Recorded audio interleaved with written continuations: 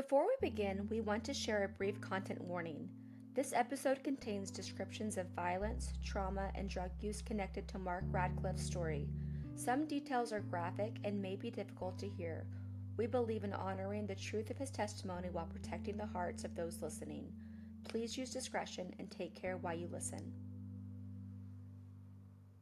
Hello, everybody. Welcome back to Rise and See. Today, I am so excited that we have a special guest with us. His name is Mark Ratcliffe. He has an incredible story, an amazing testimony of what God has done for him from tragedy into his adult life and then the battles with chronic sickness and how he has shaped and altered his life after that. So, Mark, I just want to thank you again for being here with me on Rise and See. I just want to give you a moment to introduce yourself and then we'll hop into some questions. So, Mark, the platform is all yours. Well, thank you for having me. I'm so excited to get to share my story. It can be a bit lengthy, I think, but I'm 65, so I guess I've got a few years behind me and a lot of stories. I really believe that a lot of what I have to share is going to be helpful for a lot of people, and that's my heart. I really want, you know, sometimes tragedy isn't just tragedy and we wallow in that. No, we can turn that tragedy around and into triumph.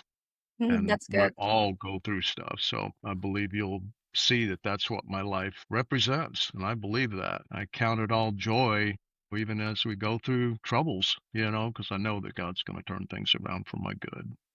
And I know he'll Absolutely. do the same Amazing. for all of us. I could say a lot about that, but there's, I don't know how much I need to say leading into this, but I've been married for 41 years. Let me just say that. And I've got three great children that have given us, two of them given us four grandchildren so far. And I believe I'm going to be around to see great grandchildren one day. And Absolutely. for sure. So enjoying that part of my life, and God has just been so good. We're so blessed, and I know that more than ever, family is what really matters in this life. God created us to have a people of His own, and that makes us His family. So family was important to Him, and it should be important to us. Absolutely. My mom always tells me that her grandbabies are her reward for not killing us as teenagers. Yeah, I've heard that said. I Yeah, can relate. she really likes to emphasize on that. For those who don't know your story, Mark, I want you to take us back to the day that just changed everything for you. Well, man, honestly, going back to some of my earliest memories as a child, sadly, and I think this is the case in a lot of households. I know parents they're learning as they go. Yeah. My parents, I believe they really genuinely meant well, but I don't think they sheltered us from fear. Perhaps a lot of what we were seeing on the black and white TV that we had back in that day wasn't something that I should have been seeing as a child. And then further, my dad was kind of an angry man. There's more to that story, and I'll share that in a little bit. But I was very much a fearful child. I was in fear all the time, and I didn't really know what was going on as a small child, but some of the earliest memories that I have are the nightmares that I had, and they were recurring nightmares. And some of the earliest memories that I have, and I had them over and over and over, probably till I was maybe 5.5, 6 years old. And one of them in particular, very profound, was us as a family going to the top of a hill. It was a country setting, and you could see for a long way, and off in the distance, as we were on this hill, there were like families lined up going down the hill all across the countryside, the better part of probably a mile. I could see it. At the end of this line was a giant serpent with his mouth wide open and Mm. with his eyes closed. It's like he had the people right where he wanted them. And I'm dreaming this as a small child. And these people are just walking into the serpent's mouth, just like 8, 10 people wide. I'm like, Yeah, it's what we what do in the, today as humans. we are doing that. Yeah. We're just, everybody's following everybody down the wrong path. Yeah. And So here I am as a little kid in this dream going, wait a minute, this doesn't seem right. I'm already holding my parents' hands. My brothers are with me. I've got two brothers, and then my family of five is like, we're just going to get right in line and follow everybody down. I said, no, I'm not doing that. I let go of my parents' hands and I backed up. And when I did that, this serpent a mile away opens his eyes and he's acknowledging me now. And closes his mouth, starts slithering towards me, and starts coming our way. And I'm like, and he's covering ground quick because he's giant. This is a giant serpent, and he's a very fearful thing, And Yeah. and of course, we know what this represents. It's the serpent is Satan himself, and so as he comes up the hill, I back down the hill, and I kind of stumble and fall back down on the ground, and the serpent rises up over, and he's looking down on me, and that's where the dream ends. I had this dream repeatedly over and over. And I had a couple of other dreams that were equally as traumatic, but that one was the most profound and most disturbing to me. I had dreams where I was being chased and I could hardly run. I couldn't hardly move, and I Yeah. never seemed to get away. And how old were you when you started having these dreams? My earliest memories were probably 3.5 years old. Wow. My earliest memories. Um, one comfort in the middle of all that was my mom. She was about as close, she was the spiritual side of the family. My dad was practically an atheist. We went to church one time as a family, and that was I was probably 13 years old at that time, and we were in Okinawa at the time, and we were probably the only family in that church.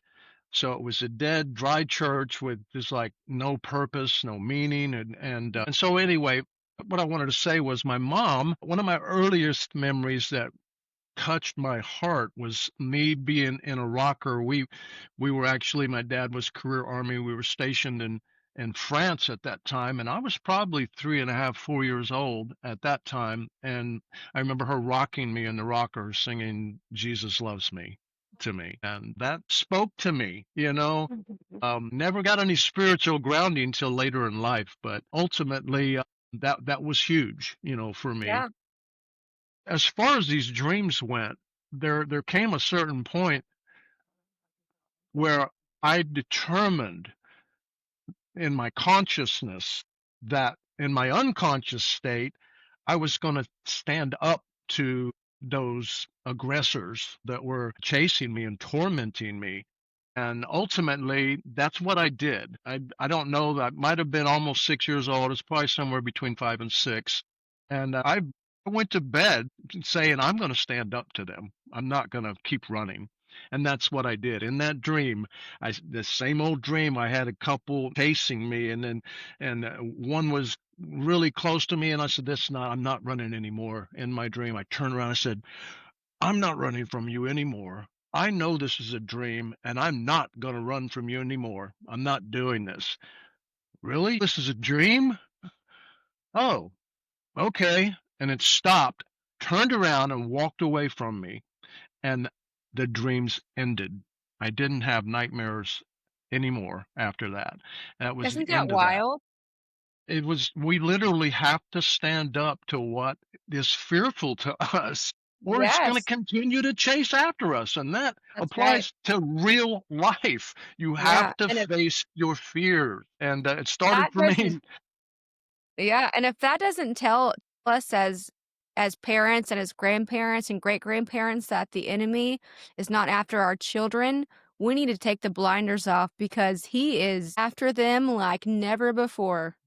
That is so, so true. And having had that experience, I want to tell you, we guarded our children. Mhm. We knew that there were times we were constantly changing the channel, even commercials. You're Yeah, watching a wholesome show, and they throw in these fearsome commercials that will put kids to bed and having nightmares. And yeah. and so we really tried to watch that. And and even more so now with the grandkids, trying to help our children be the best parents that they can be, because this is serious business. It We is. are we're in a world that's just, honestly, we're surrounded by evil. This is why we really need God in our life, so that we have that equalizer that helps us to recognize when evil is present. And, Absolutely. more than ever, we need to know that we're a spirit being led by the Spirit, and, Yep. God will show us the things that we need to avoid. You will. So anyway, I do try to help my family to be the best at keeping evil at bay and away from us, under our feet, and certainly not in our eyes. And that's a deep subject. There's a lot of things that can definitely distract us and get us off the path that really God has designed for us. And ultimately, as a kid, I my dad, being the disciplinarian that he was very harsh. I I was the oldest of the three brothers, and being the oldest, you tend to catch more of the discipline. I was responsible for making sure my brothers didn't get in trouble and do things they shouldn't do, and that didn't make me very popular with my brothers a lot of Yeah. the time, because they felt like I was the enemy to them. And Yeah. it was Well, you're just playing it I mean, all. yeah, it was Yeah. it really, I hated being in that position. I really Mhm. did. And but I cared for my brothers, and they didn't always see it that way, and so there were many times that I would they got in trouble, and they got a spanking, and I got one too. And uh and honestly, the way my dad disciplined was very, it was full of anger. You don't discipline with anger, Yeah. and that's one thing that I learned. I saw how that impacted me.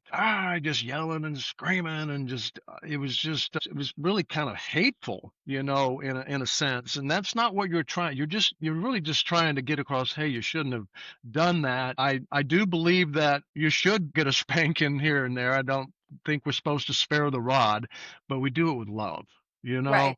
and we explain that. And it's not just a yelling, screaming, you're a horrible kid kind of thing. In fact, you tell them what you want them to be doing, not what they did. You Yeah. don't put the emphasis on you're a bad kid. Say, I want you to be a good kid. Yeah. Let's focus on That's being right. good, and That's so and good. and I can totally relate to that being a mom when Waylon has done things that he knew he shouldn't have done. right. Everything in me wants to be like, "What are you doing?" But Yes. I've Yeah. had to take a step back, and in those instances, I sit him down and I've calmed down, right? We've gone into separate rooms and now we're reunited, and I say, "Look, you are a child of God. Children of Yeah. God do not do this.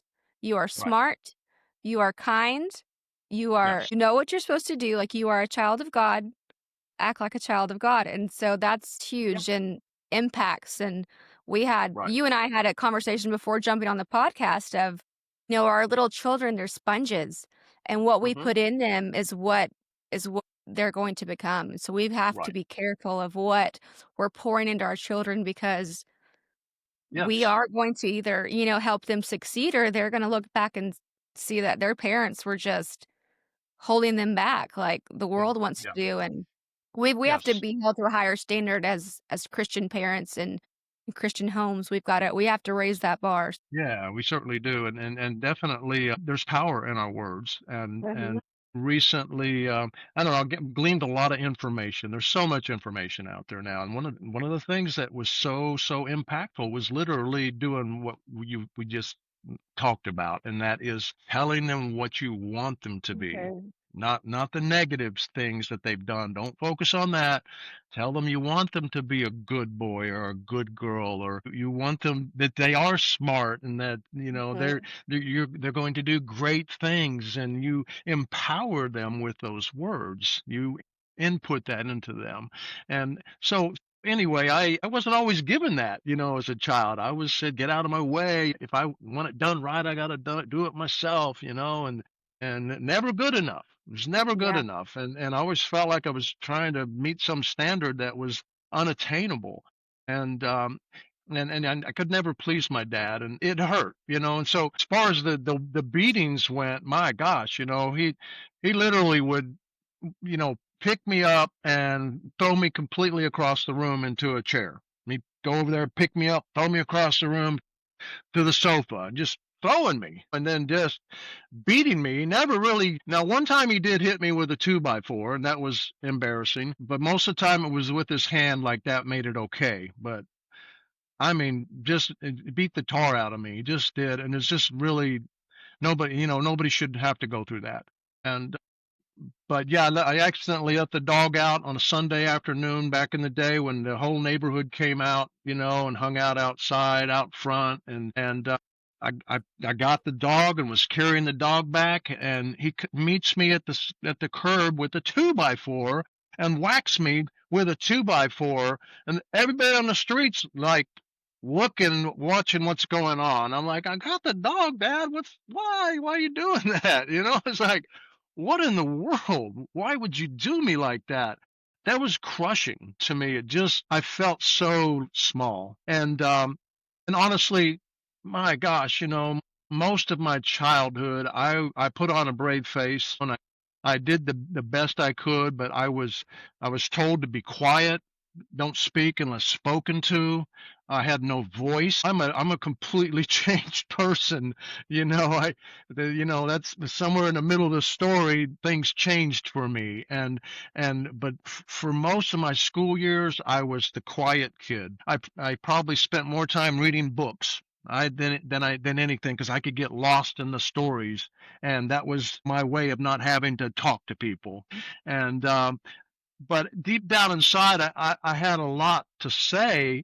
It just wasn't allowed to say it. Yeah. My dad was like, if you get in trouble, then I get in trouble, was his take on things because he was a soldier. But at the same time, trouble found me a lot. Sometimes when you're the quiet kid, you become a target.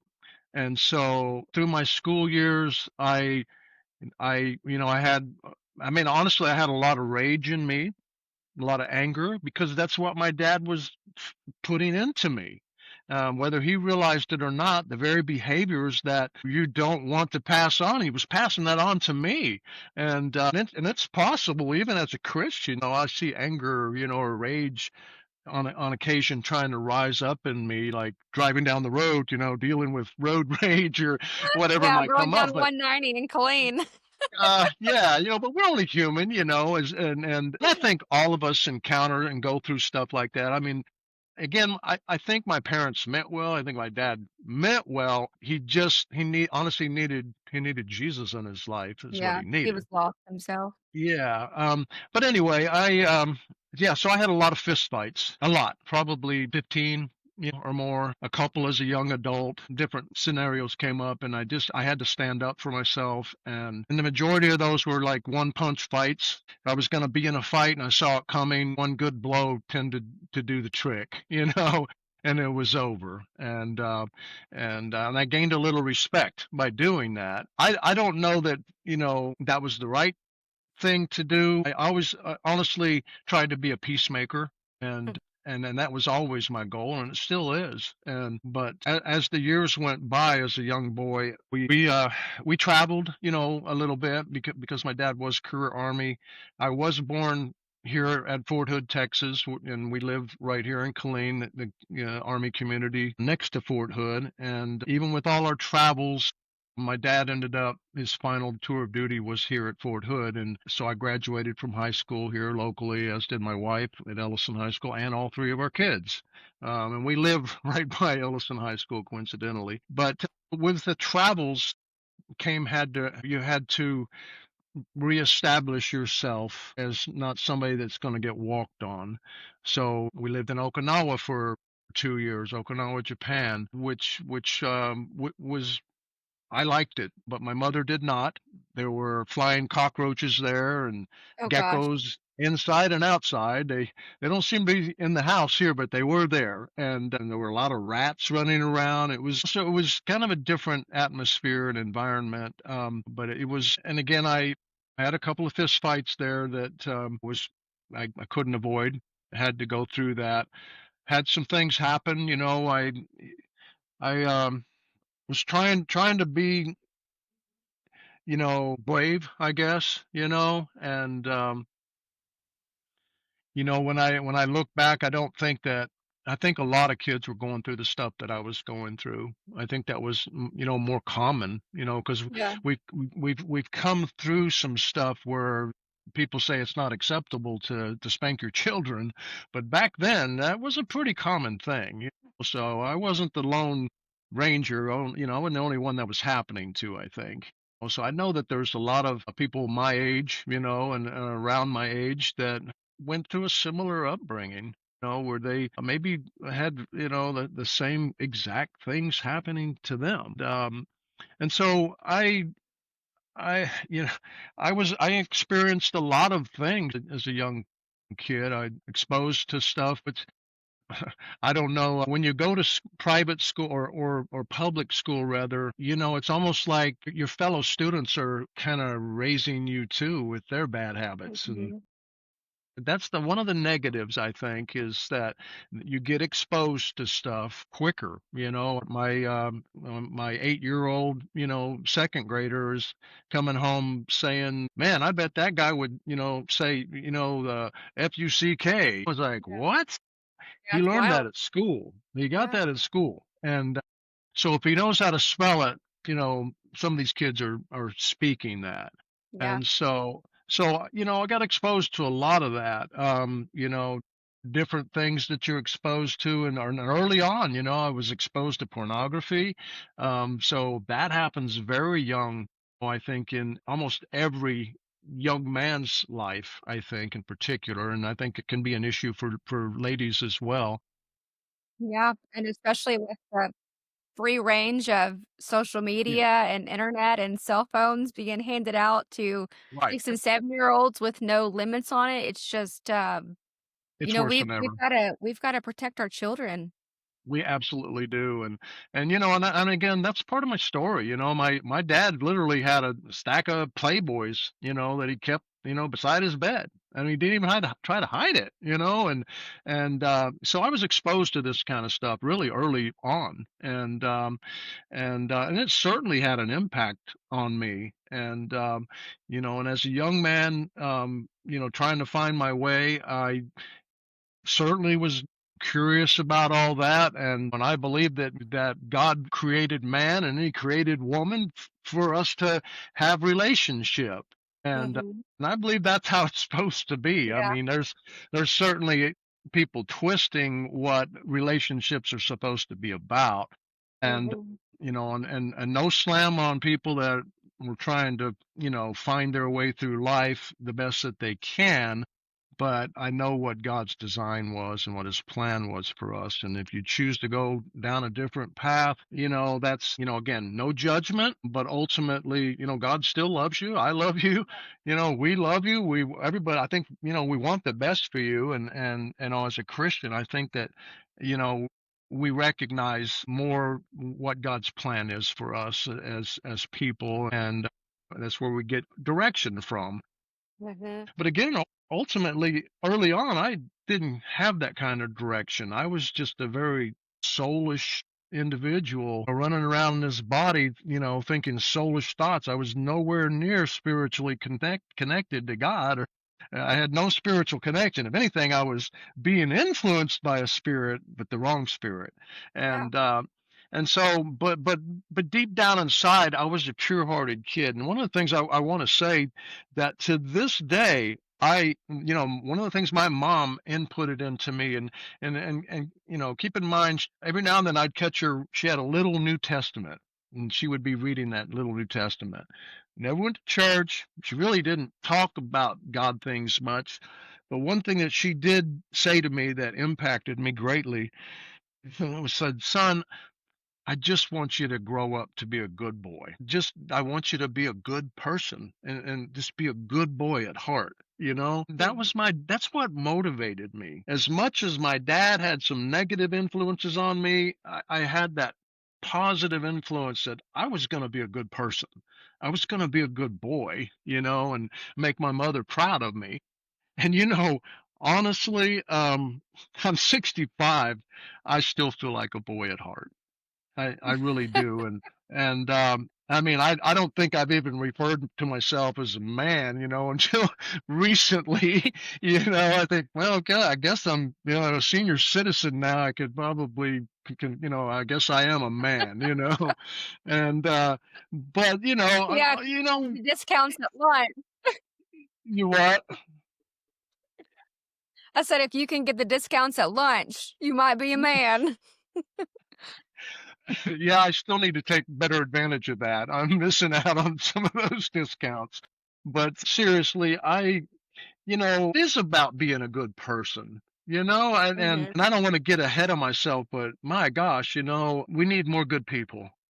Yep, we Uh, absolutely do. there's a lot of hate in the world, cruelty and unnecessary, bullying and the things that go on that you encounter as a kid. And man, I just wanted to be done with school more to get away from those negative influences than anything, I think. I always dreaded the next encounter that I was going to have to, stand up for myself because there was so much of that. And it really hasn't changed. It's still a huge problem. And so anyway, I'm trying not to lose track, but as time went by and we did our travels, we spent the time in Okinawa, and because we left there a year early, we had to do another tour. And so one of the best experiences of my life was getting to spend 3 years in Alaska, stationed at Fort Richardson, which is the Army base right next to Anchorage. Um, so that was again, we were kind of uprooted and moved again, and um, Okinawa was sixth and seventh grade, and then I was eighth to 10th grade in Alaska, and I I loved it, loved every minute of it. I think I was starting to come into my own more at that time in my like I got a little more freedom. I, you know, man, there's so much, Jen, I could tell you. I should even back up and, tell you back in Okinawa while we were there. My dad was a raging alcoholic. I need to tell you that. So a lot of his issues was that. And in Okinawa, you could buy fireworks year round, and you could buy fireworks of another kind. They didn't care how old you were, and that was alcohol. And Mhm. and so we set out to go buy some fireworks one day, and I'm 12, not quite 13. I'm turning 13 in a couple weeks, and I'm like, wow, look at that. Can we buy that bottle of whiskey on the shelf? And yeah, okay, yeah, they didn't care on the economy there. The Okinawans, they thought it was funny.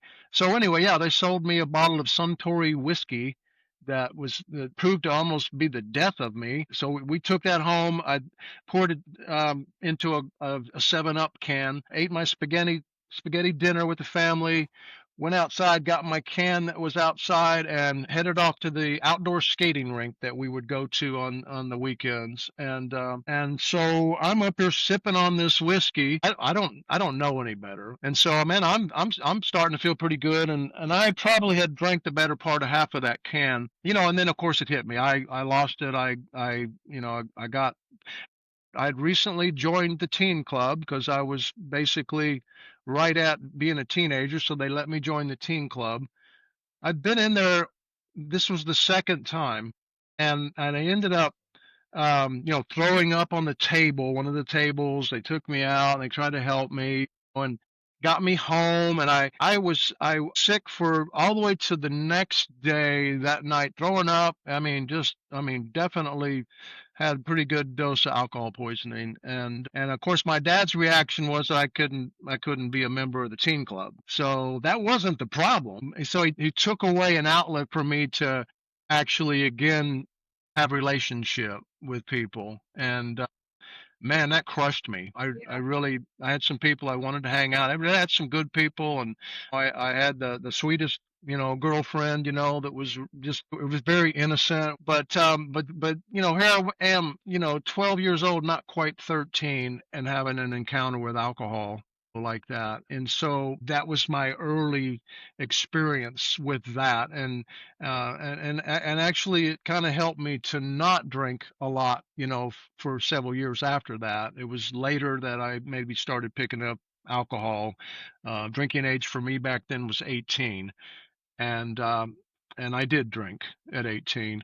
But first off, we got back to Alaska, and you know, I definitely was not drinking. I wasn't really doing a lot of things I shouldn't do. I wasn't breaking any laws, and I was living a good life as a teenager. I learned how to snow ski there. We actually had a ski area that was a military ski area. We had a night skiing. It was dark for about um, most of the night. I think the difference was 18 and 6, I guess, about 5.5 hours roughly in there, 17 and a half. So it got dark about 3 o'clock. We got out of school at 3 o'clock, but they had night skiing at the top of the hill. They had a shuttle bus that would run us up there. Family pass for the whole family was $75, for a season pass. So, it was easy to go skiing. I had my own equipment. We did that all the time. I absolutely loved it, and it's still my favorite thing, to do to this day. Even though you can't go skiing for one day for $75 now. Um, but along the way in Alaska, I I did the things that most boys do. I played baseball. I played. I was on a swim team. But one of the highlights of my high school, experience was I got to be on a rifle team. Riflery was a class that they offered. I took riflery in the 10th grade, and the instructor said, "Man, you're actually pretty good. Would you want to try out for the rifle team?" And I said, "Well, yeah, sure." And so I did. I tried out for the team. We were ranked number 2 in the nation that year, and out of the 15 shooters, I ranged between number 6 and number 8 the entire league, that season. The only That's sport awesome. I actually, yeah, only that's the only sport I lettered in. So I was a letterman in riflery.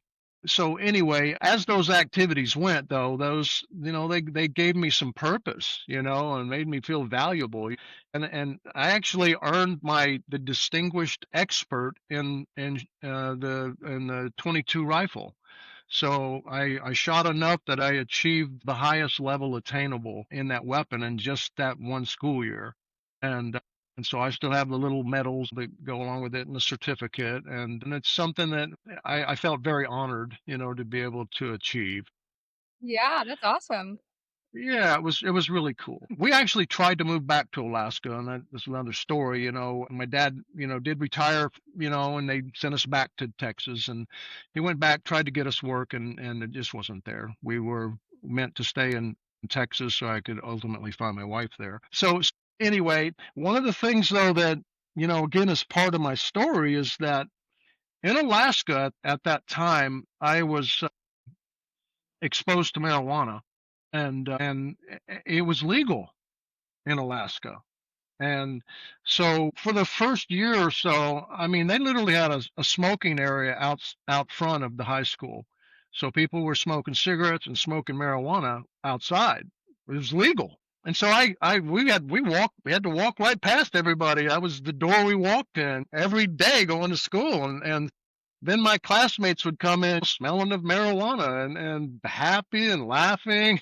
So I watched this for the whole school year. And then my ninth grade school year, I guess I was, 15 or so at that time. And I decided I was going to try it. And so I didn't smoke a lot, but I did smoke. And so long story short there, I did smoke it. Again, this is a really hugely debatable subject, but the point I'm making is it has impacted my life deeply over the years. And leaving Alaska, and there's probably a lot more stories I could tell you about the experiences that I had there. I had a fight with a Golden Gloves boxer. I found out later after I one punched him. Not that I'm glamorizing that in any way, shape, or form. The guy just had a big head, and he thought that he could do no wrong, and that he owned the school, and that he just stepped on people and walked on people, and he was doing that to me. And and you know what? That's just another. And again, we're not supposed to go out and beat our enemies down, but we don't have to run from them. Whatever it takes to overcome that situation. In that case, and in that era, in that time, that's how we dealt with stuff. If you didn't stand up for yourself, you were just going to continue to get stepped on, walked on, and belittled. And so anyway, that's what happened in Okinawa. I mean, that's what happened in Killeen, Texas before I went there. And it's what happened when I came back to Killeen, Texas. It just never I mean, ended. it's a cycle, right? It's a cycle because Yeah, you it hadn't seems to had be. that aha God moment yet. Yeah, no, I hadn't. You're right. And so ultimately, that being said, we came back to Texas. Jenna, I really believe that the 5 years that we left Texas needed to happen, because I come back and so many of my friends that would have been my running buddies not only were smoking marijuana, they were, methamphetamines was a really big problem, Mhm. and particularly methamphetamines. LSD was something they were more they're dabbling in. But I tell you, I resisted that a lot. I really did. I really believed that the pot wasn't so bad because where I came from, it was legal. Now I come to Texas and it's not legal, but the pot, whether that was a gateway thing or not, more than anything, my friends were the influence. You Mhm. see? So, yep, I did. I dabbled with the methamphetamine. Now I'm a skinny guy. I've always been. It's just my nature. I can eat and eat and eat, and I don't gain weight. I pretty much stay the same. And however, the little bit of dabbling that I did with the methamphetamine, I didn't have an appetite. And I saw real quick, it's like, oh my gosh, I'm like losing weight. This isn't good. And so that was the driving force me to go, hey, this isn't a good thing. I don't need to be doing this. And so I really had minimal dabblings with that. But I'm telling you, in the short time that the few years that I was running kind of hard, I honestly was put in a position of actually having to um, use a needle 3 times, and it was more or less, if you don't do this, um, we're gonna punk you out. You're not in our Yeah. fold, and it's like you got to do this, or I mean, I was put in a bad situation, and basically I was really with some bad people, and so that was huge motivation to not hang around with some bad people. So these things were happening. This is before I really had an encounter with God. I'm 17, 18 years old, 19. This is happening, and ironically, the one thing that I got arrested for was a possession of marijuana. And the crazy thing about that, it wasn't even mine. It was a buddy in the back seat, and he had it in a bag, and he shoved it under my seat. I probably could have just put it down his pants, and there never looked like there's nothing here, because you don't really see him pulling you out and patting you down that often. It's like, so maybe that needed to happen. It um, it did happen. I ended up getting 6 months probation, unadjudicated, so it wasn't on my record. Um, but the crazy thing in the midst of that, Jenna, was I mean, I was still on probation, and I was working a job in Temple in construction. I I was 19 years old, 18, started that job 19, and one of the guys I work with's like, man, I get you quarter pounds for 125 bucks, and You like to smoke, you can, just sell a few bags and you can smoke for free. I was like, yeah, yeah, well, you know what? I guess I could do that. So I started doing that. So I'm getting a quarter pound and driving back to clean, and I'm breaking it up, driving down the road and bagging it up and pulling up to my parents' house, and 8 or 10 cars are there practically every day. It's like a party in front of my house, and I'm just selling bags out my car window. And this went on for about 10 months roughly. I had that. I had just some unsavory people that I was dealing with. I was coming back from temple one day, and I happened, because you got to understand, a quarter pound was actually a misdemeanor. One day he said, "Hey, now I got an extra quarter pound. You want to just go ahead and take a half a pound?" And I was like, "Well, yeah, I guess." I was a little nervous about that, but I thought I can do it. Well, on the way back from Temple, I'm coming and I get to about to Nolanville Hill, and I look behind me and there's a highway patrolman behind me. I look across the highway, there's another highway patrolman. And then I look up in front of me and there's a third highway patrolman. I'm like losing my mind. I've got a big old tray with a half a pound of marijuana sitting right beside me. And I'm like, oh my gosh, if I get pulled over, I'm straight up going to jail. And I'm telling you, Jenna, that was it. I went home. I got rid of all that. I confided in my parents, and I told them, what I'd been doing. And I said, listen, I know I don't need to be doing this. I got to stop this. I need some help, and it's one of the few times I think that my dad didn't beat the crap out of me. He just acknowledged, yeah, well, I figured something was going on. And so I stopped it. I quit it, just stopped. I mean, I quit smoking, and I encountered and it was at that point in my life that I knew something really needed to change. 19 years old, I'm almost 20, and it was probably a week or two before my 20th birthday. I encountered, I had a girl friend. We were really more just friends. We never were boyfriend and girlfriend, but we did. We hung out a lot together, and she invited me to her church, which at that time was Faith Temple. That was Mm, on Tremere, the original yep, Faith Temple. They rebuilt that. It's a Korean church now, I think. Looks just like it did back then. Right on that that's same my foundation. Mimi. That's what Mimi was telling me the other day. Yeah, yeah, but life changing for me. I walked through those doors, and I just knew that what I needed. and Mhm, and so I probably attended there for a few weeks, maybe a month or so, and they would constantly have altar calls. Pastor Bob Miller never missed an altar call. And understand something.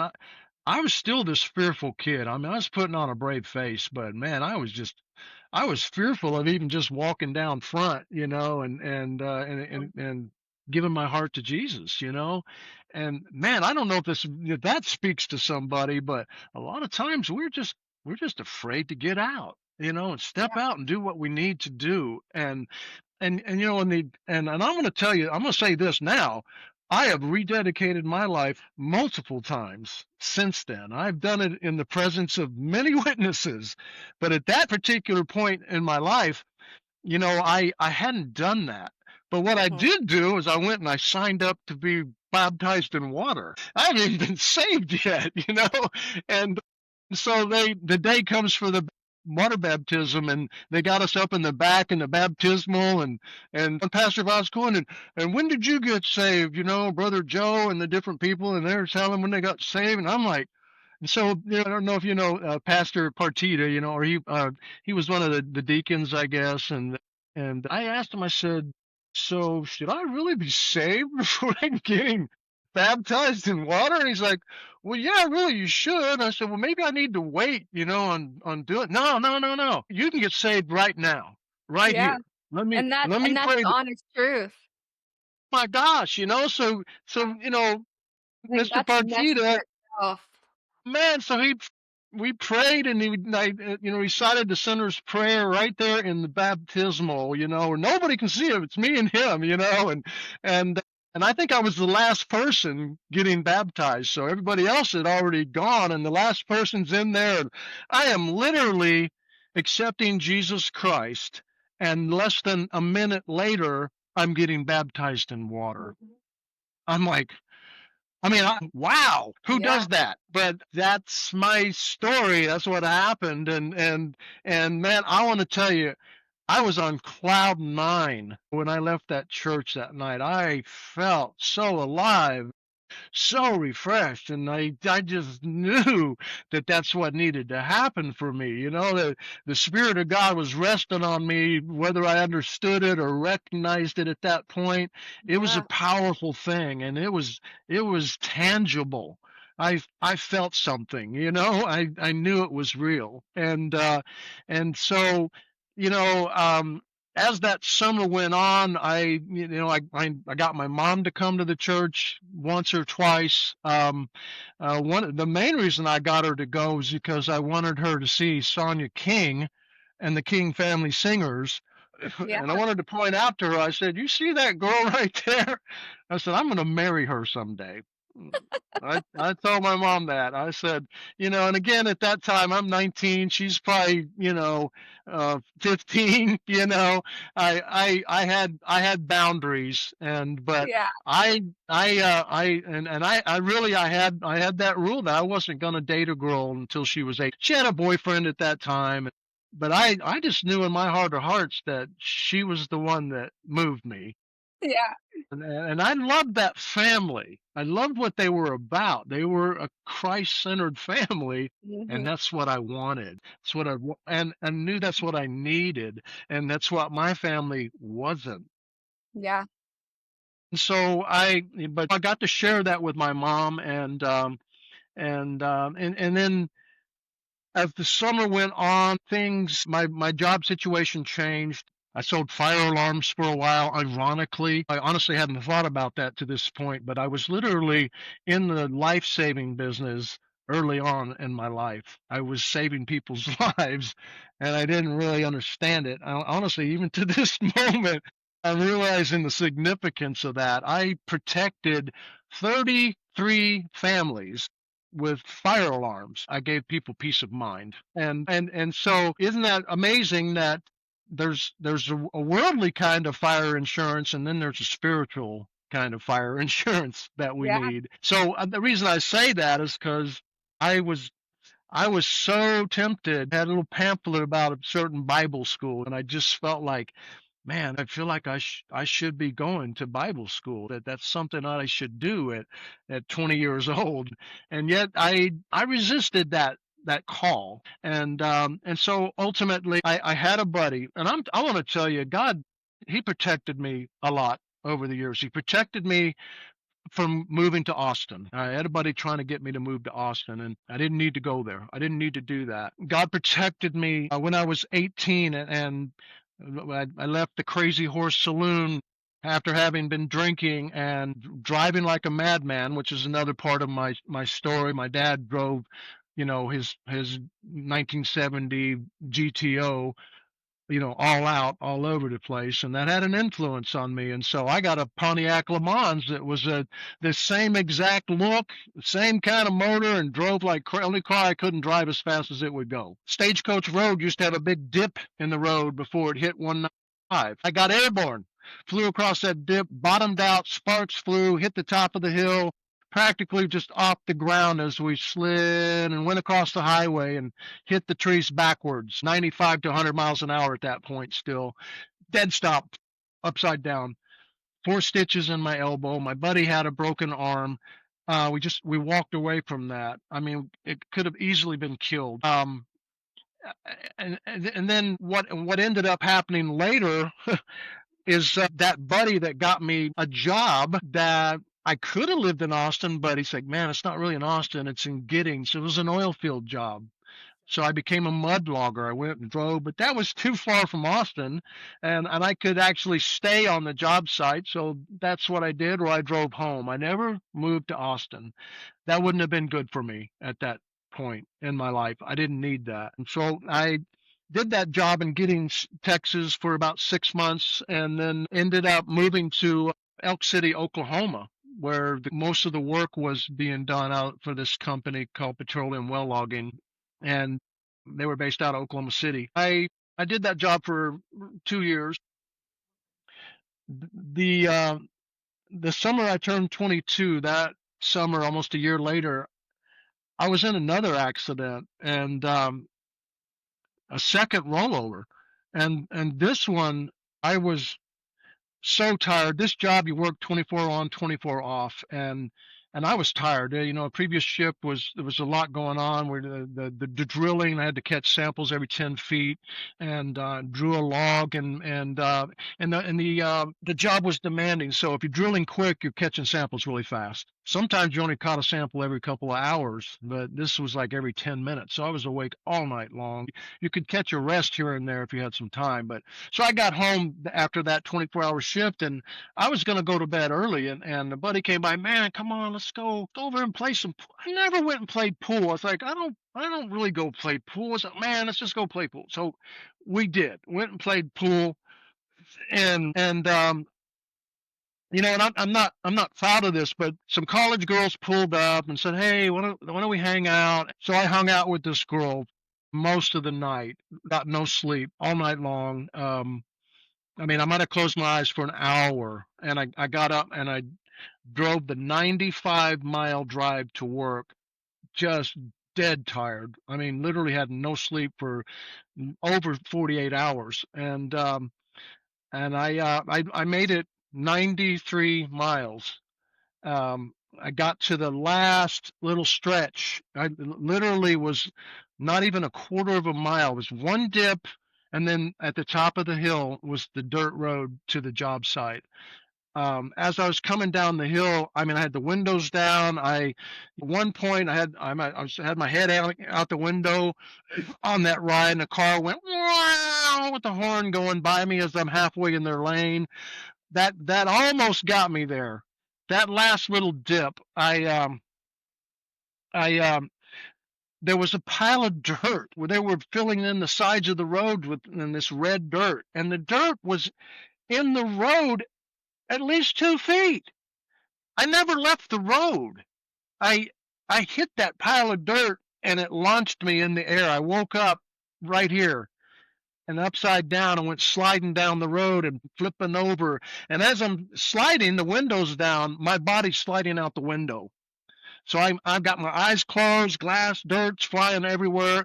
As I'm sliding out the window, it's rolling over, and it's hitting on my shins as I'm rolling over. When it finishes rolling, it lands on its wheels. The whole thing's just beat to pieces. It finishes rolling, and if you can picture this, I'm balanced on the windowsill on my rear end, perfectly balanced. Like, oh my God. I mean, this is a guy that got saved a year ago, and I've been kind of not, I mean, it's like God's kind of saying, are you in or are you out? Yeah. Trying to help you here. And ultimately, I fell back in because I was like, I didn't want to slide out the window, but I needed to, And then, of course, I climbed out, and like I'm looking at myself, going, I mean, I'm hurting. That thing just beat me like a rag doll, threw me all over the place. I get out. I fall to the ground initially because my legs are hurting so bad. I look across the street. There's an entire herd of cattle across the street. If you I didn't know cattle could stand there with their mouths open. They're looking at me, and I'm moaning and groaning, and I stand up, and they all just stampede off. I'm like, oh my gosh, and I'm like, what in the world, And I'm looking down at my legs, and there's a little bit of blood trickling down both shins where the contact had been made. So I don't know if I'm broken or what. I just know I've got beat up pretty good. And so about that time, a guy pulls up in a pickup truck, and he's like, "Oh my gosh, man, you get in here, man. I need to get you down the road, try to get you to the hospital." So he's driving down. He goes to the next little town, and they call an ambulance. The ambulance comes and gets me and hauls me off to another town there in the panhandle of Oklahoma, and might have been Cheyenne, I think. I can't remember exactly, but long story short, they get me there. They X-ray me. They look me up and down. They can't find anything wrong with me. I'm just bruised and beat up. And they said, just need to go home and take it easy for a couple of days. I'm like, wow, wow, really? Wow. But that was again, God protected me. Two rollovers. And I really believe God is keeping me alive for a reason. If he takes me home tomorrow, I believe I've already had an impact on people in this life, and I'm not done. God wants me to be a voice for him, He and does.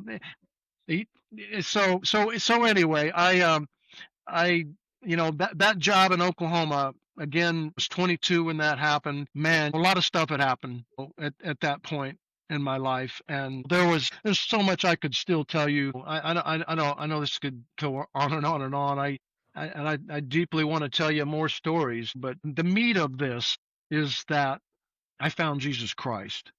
And that experience, that girl kept me up all night. And I told her I needed sleep. I felt like that she was sent straight out of hell. You know, I mean, she came back around and said, "Listen, I don't know that we need to be hanging out. You're not good for me. You need to get away from me." I yeah, just wasn't the best thing for me. Yeah. And so I recognized that. Sometimes, as men we're driven by lust.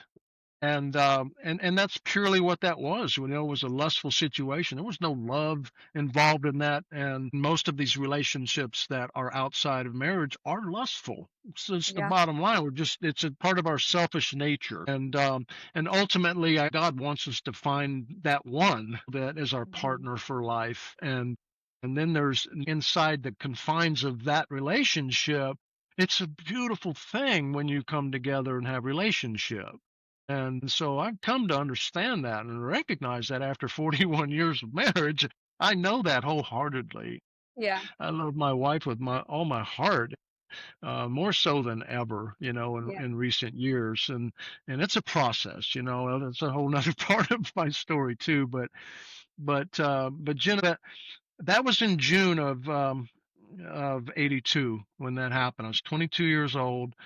Um, I kind of guarded my steps a little more after that. I again I was still doing some things. It's almost like the 6 months or so after that were almost like a blur in a way. I was just going about my job, doing what I did, going back home. I had purchased a mobile home that I lived in for that time while I was there. Lived in Weatherford, Texas, and the lustful situation got me there, as a matter of fact. And then that went south, and that was not something that needed to happen.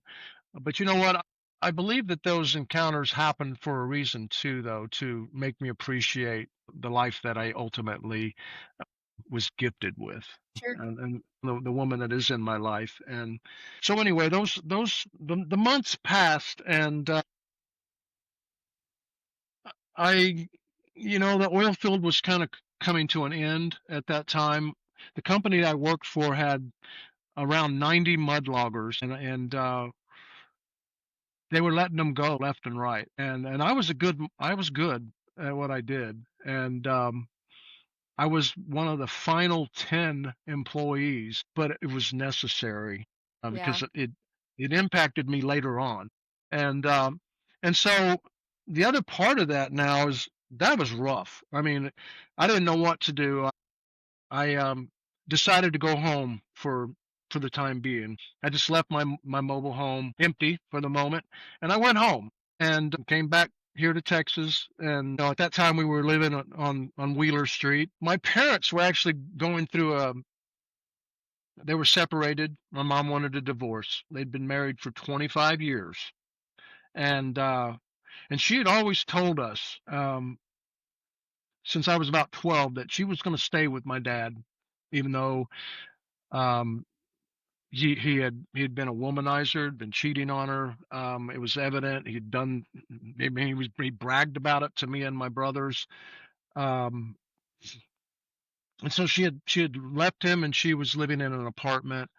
Um, she she worked at First National Bank back at that time and had worked there a long time. And my dad had retired from the army. He was working for McLean's as a mechanic, and so he was staying at the house, and me and my brother and um his would be his wife. We had gone to play some video games, and we came back, and my mom's car was in the driveway. And this is in December of 20, um, 1982. Uh, and and so we ring the doorbell. The door is locked. Hey, we're here. We're unlocking the door. Ding, ding, ding. And about the time to get the door to open, we hear boom, boom, boom. And we're like, wow, that was gunshots, and it's coming from the master bedroom. And so we go in the house, and I mean, my brother initially goes around the corner, and I'm like tripping. I'm looking down. I see the gun cabinet where my dad had kicked the door in, where he kept his pistol, and there's the door shattered, and Terry's like, Mark, you need to get in here now. And I I I go in there tingly. I don't know how else this. I didn't want to see what I was afraid I was going to see, and yeah, my worst nightmare. Um,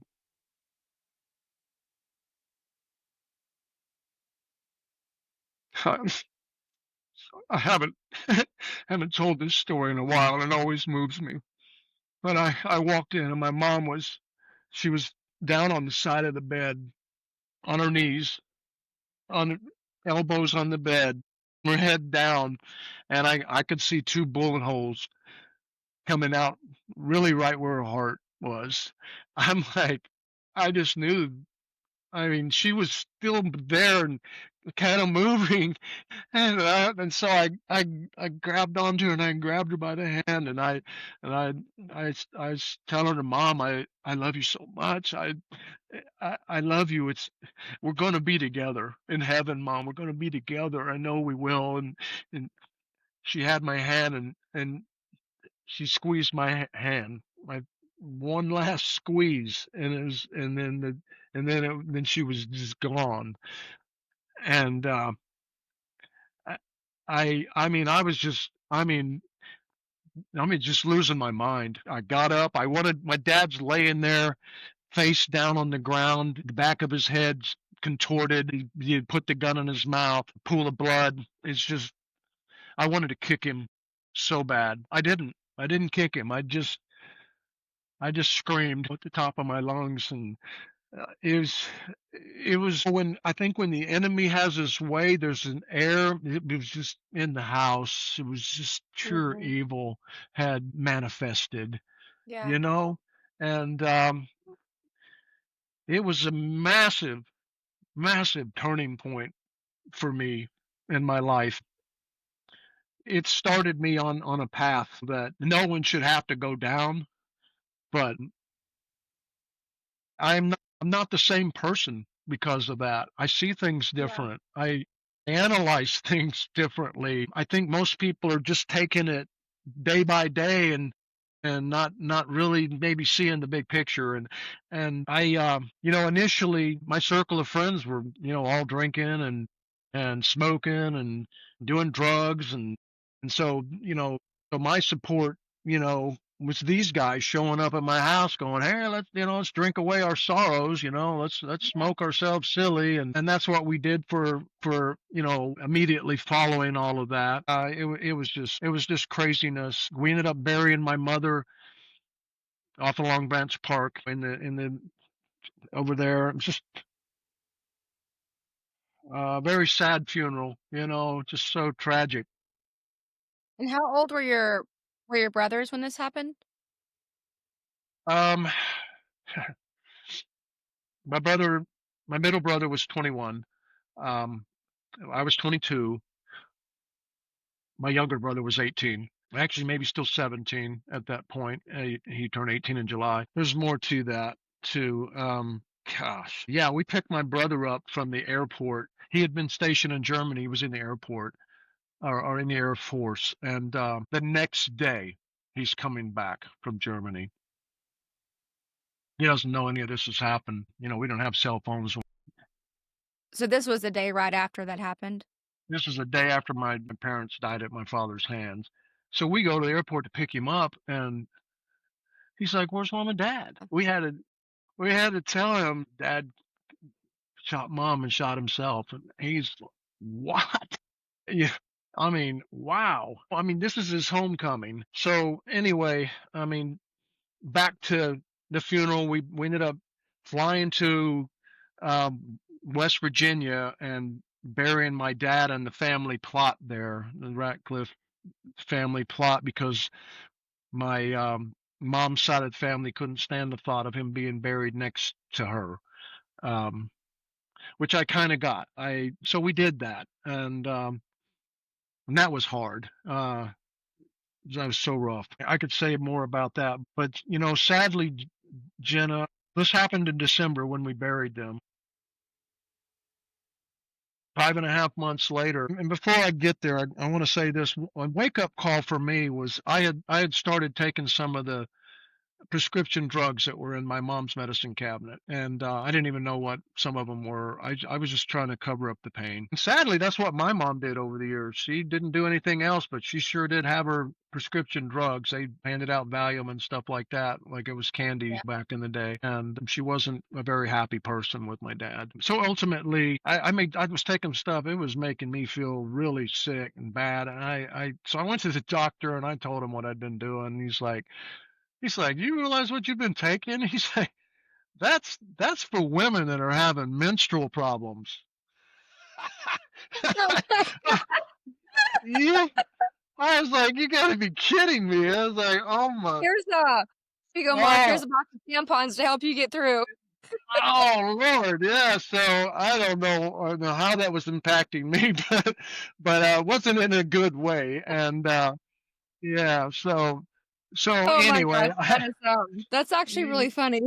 it kind of is. So that really wanted me to make myself get right, and so I did. I actually spoke with a counselor for I think about 6 weeks. Maybe 6 sessions. I met with this guy, and man, he really helped me find myself. And but ultimately, I realized, I was back to attending church again, and I realized that the best counselor that I had was Jesus Christ, and Yeah, that's what I absolutely. needed, yeah, going forward. So I got some direction from him. I appreciated it. It was needful, but I needed Jesus, and Yeah. actually, this counselor came after another traumatic event. 5.5 months, I guess it was actually Memorial Day weekend after my parents died. Both my brothers are on Stillhouse Lake. They're skiing around Dana Peak Park. It's a busy day. It's a holiday, and they made this decision. We used to ski with trick skis where you could go real slow with trick skis. Had two of them on, and a slalom ski. We could pull two skiers at the same time, and so one of my actually his best friend was driving the boat, and it wasn't really his decision to do that. It's just my younger brother said, "Hey, what?" My Wayne wanted to, the 21-year-old, my middle brother, he wanted to be done. He said, I'm done. And Terry's like, "Why don't you just go real slow and just see if you can reach over and grab him and pull him into the boat?" So they're still driving the boat, going slow. One of the guys in the boat reaches over the front of the boat to grab his hand to try to pull him in, and he grabs his hand and he can't hold on.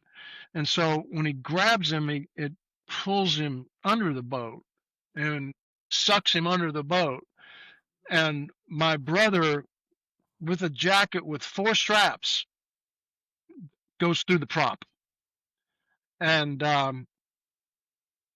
that's one of the hardest things that I mean, my gosh, that was so the jacket comes up without him. I'm just told what happened, and the whole area was just blood, and they're diving into the water trying to find him. They don't find him. They find him the next day. The divers came. He was in 90 feet of water. Um, they never found his left arm. It was cut completely off. He just went through the prop. There was no viewing him. Um, I mean, I did. I mean, I'm numb to that. I Yep. blocked it out so much. And, Jen, I want to say this. Sometimes when tragedies happen like this, one of the things that ultimately I learned later was the tragedies that I experienced. There's timelines associated to the healing process. Mhm. What I went through, the healing timeline, the grieving was 12 years. 12 years that this was heavy on my mind and my heart, that I had to keep blocking it out. I had to Yeah. keep trying to train my mind on something else. I had to forget about all the good, because then it would just bring me back to the bad. So I can't even think back on my childhood. It's like I've had to block out that part of my life. And and that's not what should happen. It Yeah. shouldn't have to be that way. Yeah.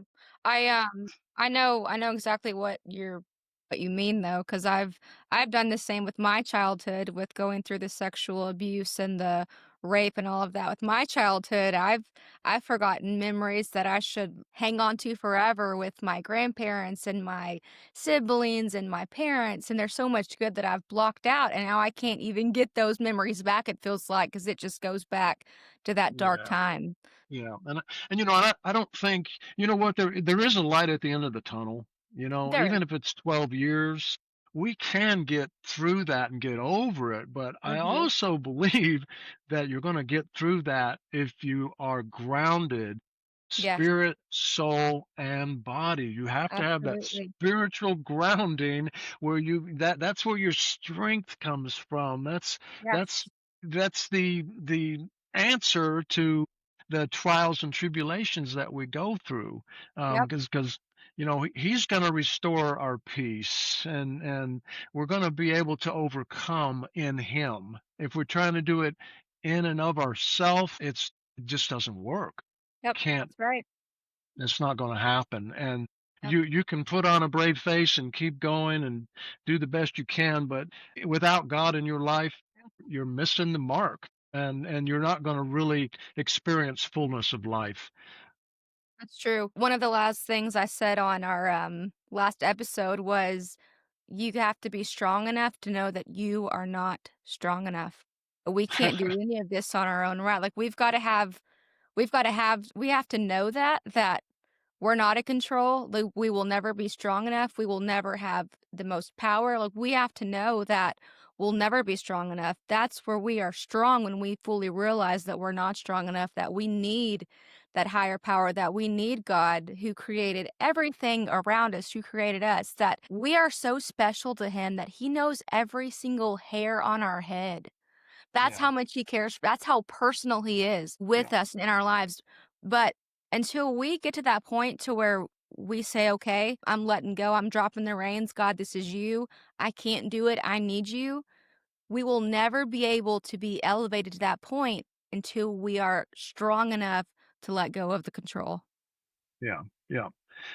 Recently, I don't know, just a couple years ago, I kind of a mantra came up, pick, you know, find the first four words you see will be your mantra, for the year.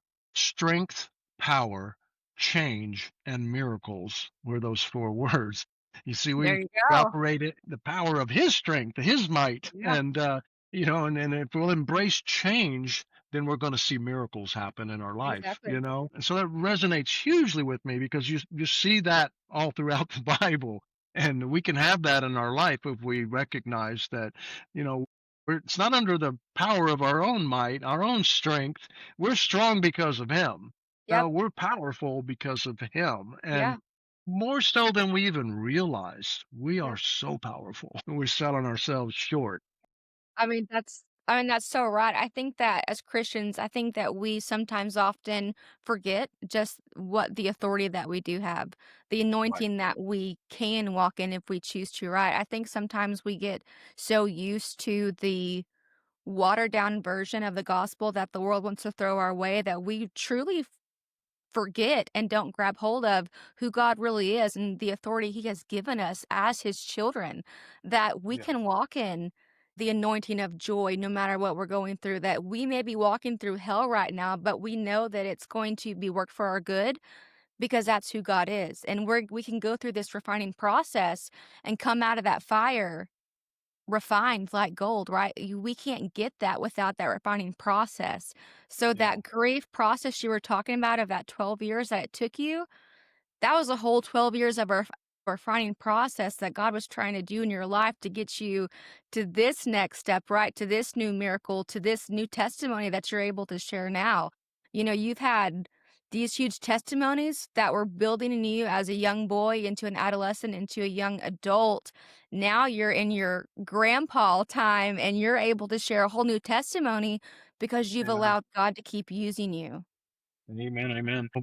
It's funny how things line up, numbers line up. I feel like life's a catch 22. Things happened when I was 22. Crazy stuff. My dad was 45. My mother was 40. My brother was 21. I feel like, God says he'll fulfill the number of our days if we're men and women after his heart. I Mhm. believe my parents only lived half their life. 45, he could have been 90. My mom could have been 80. My brother I loved him, but he was an absolute hellion. I mean, he Yeah. was as far from God as he could be. He lived a quarter of his days, 21 years old. I believe that.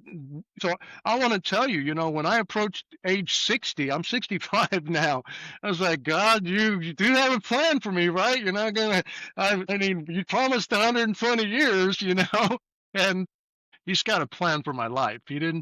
didn't end my days at the halfway point, you see. Nope. And so until he, decides to take me home, I'm going to serve him the rest of my days, and they're going to be the best of my days because I want the rest of your days and anybody that's listening to live their best life, which is the blessed life. That's Yeah. the life that I have embraced, and I want to tell you, it you know after those 12 years of that's when it hit me. It's like I'm ready to talk about this. Some things started happening and falling in place. What happened was a lot of our family was going to Rhema Bible Training Center, which is Rhema Bible College now, and going there. Pastor Chad went there. My father-in-law and mother-in-law, they were there, for their first year, and it hit me. I was like, even my brother-in-law, who actually works with us here at Technique, Lauren, he was the minister of music there for 30 years, and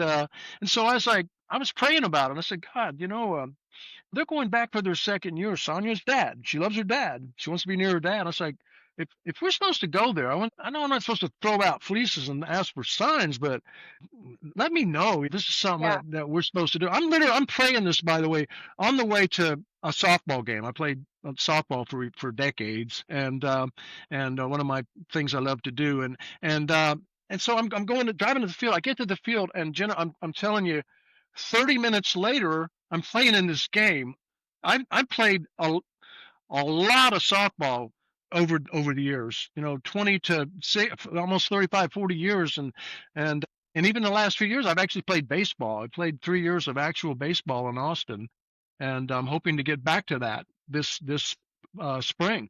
But long story short, I get to the field, my first at bat, I'm I'm I get thrown this low pitch. It's down on my ankles. I reach down and smack this ball, and this is the deepest field in town called Big Chief.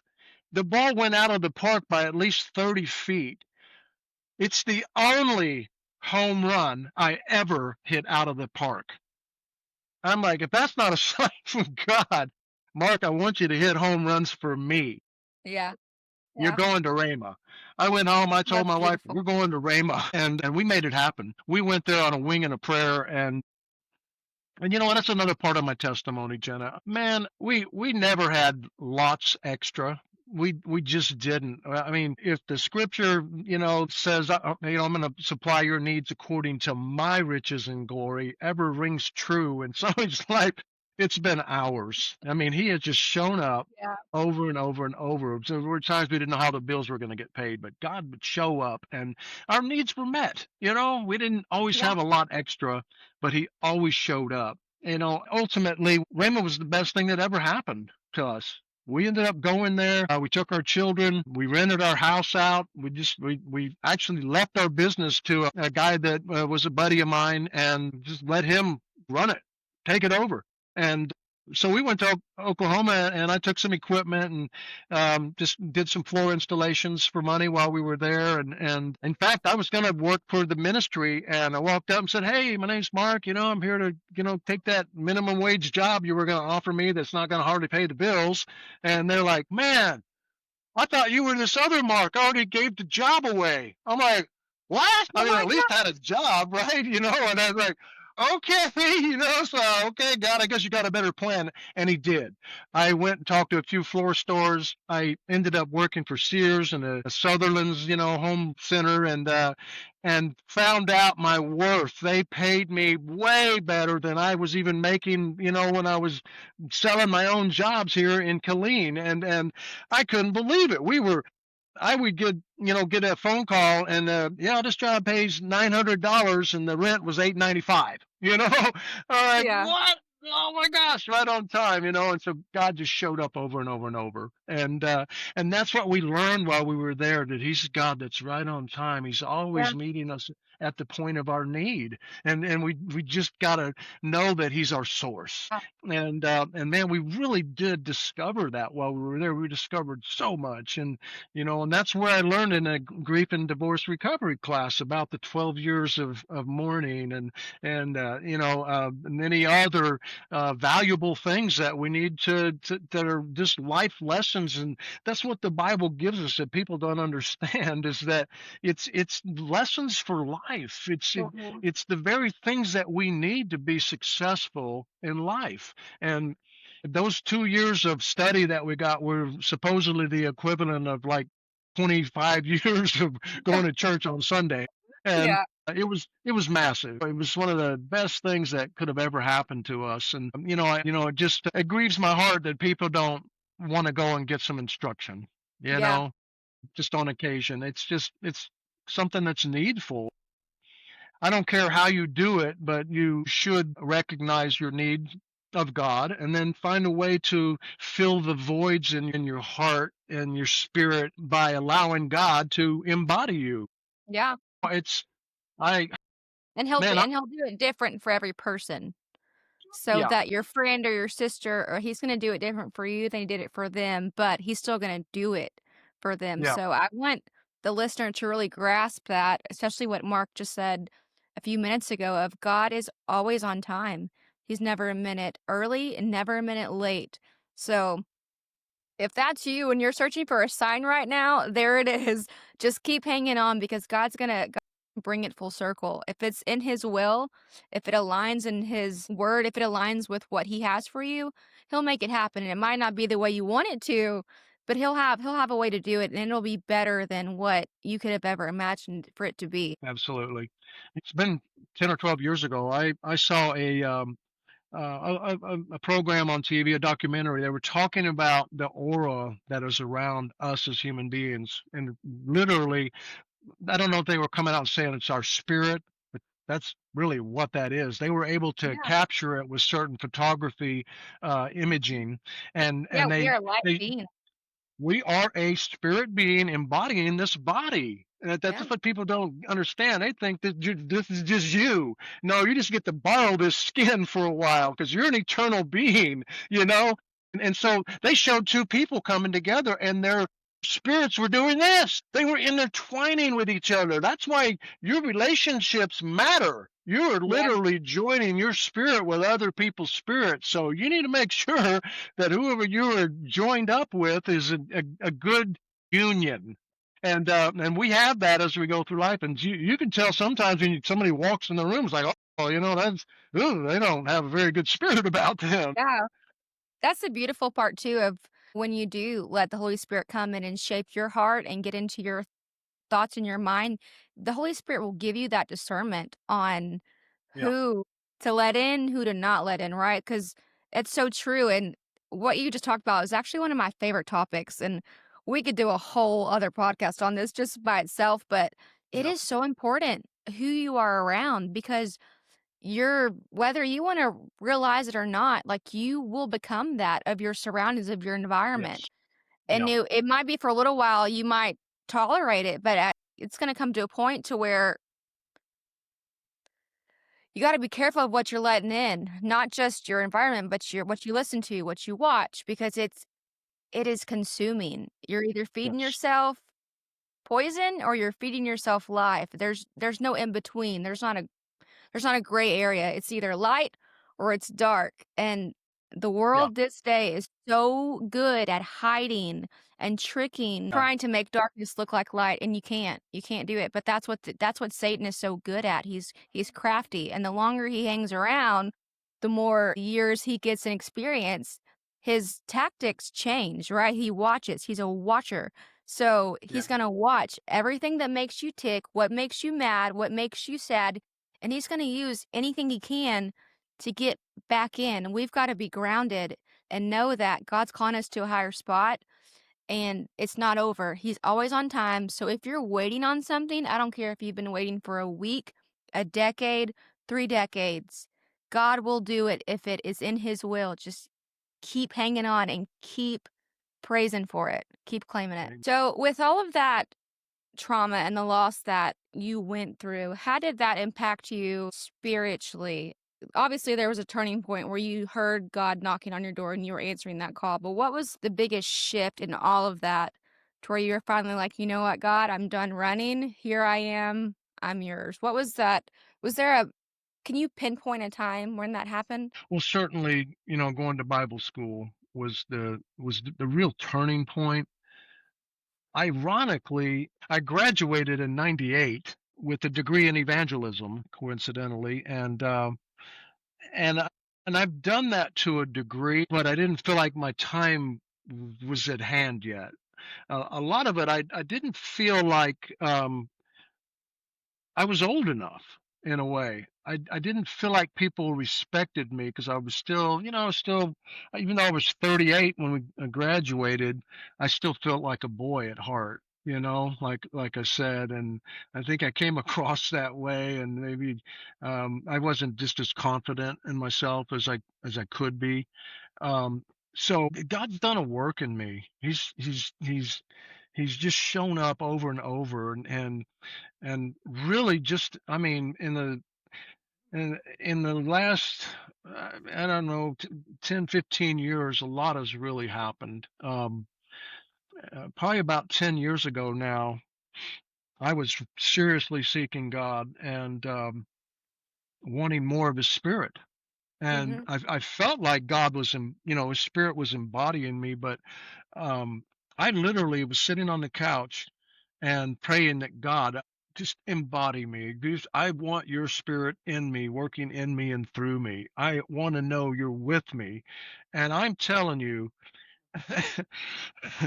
the the spirit of God literally entered the room, and this is profound.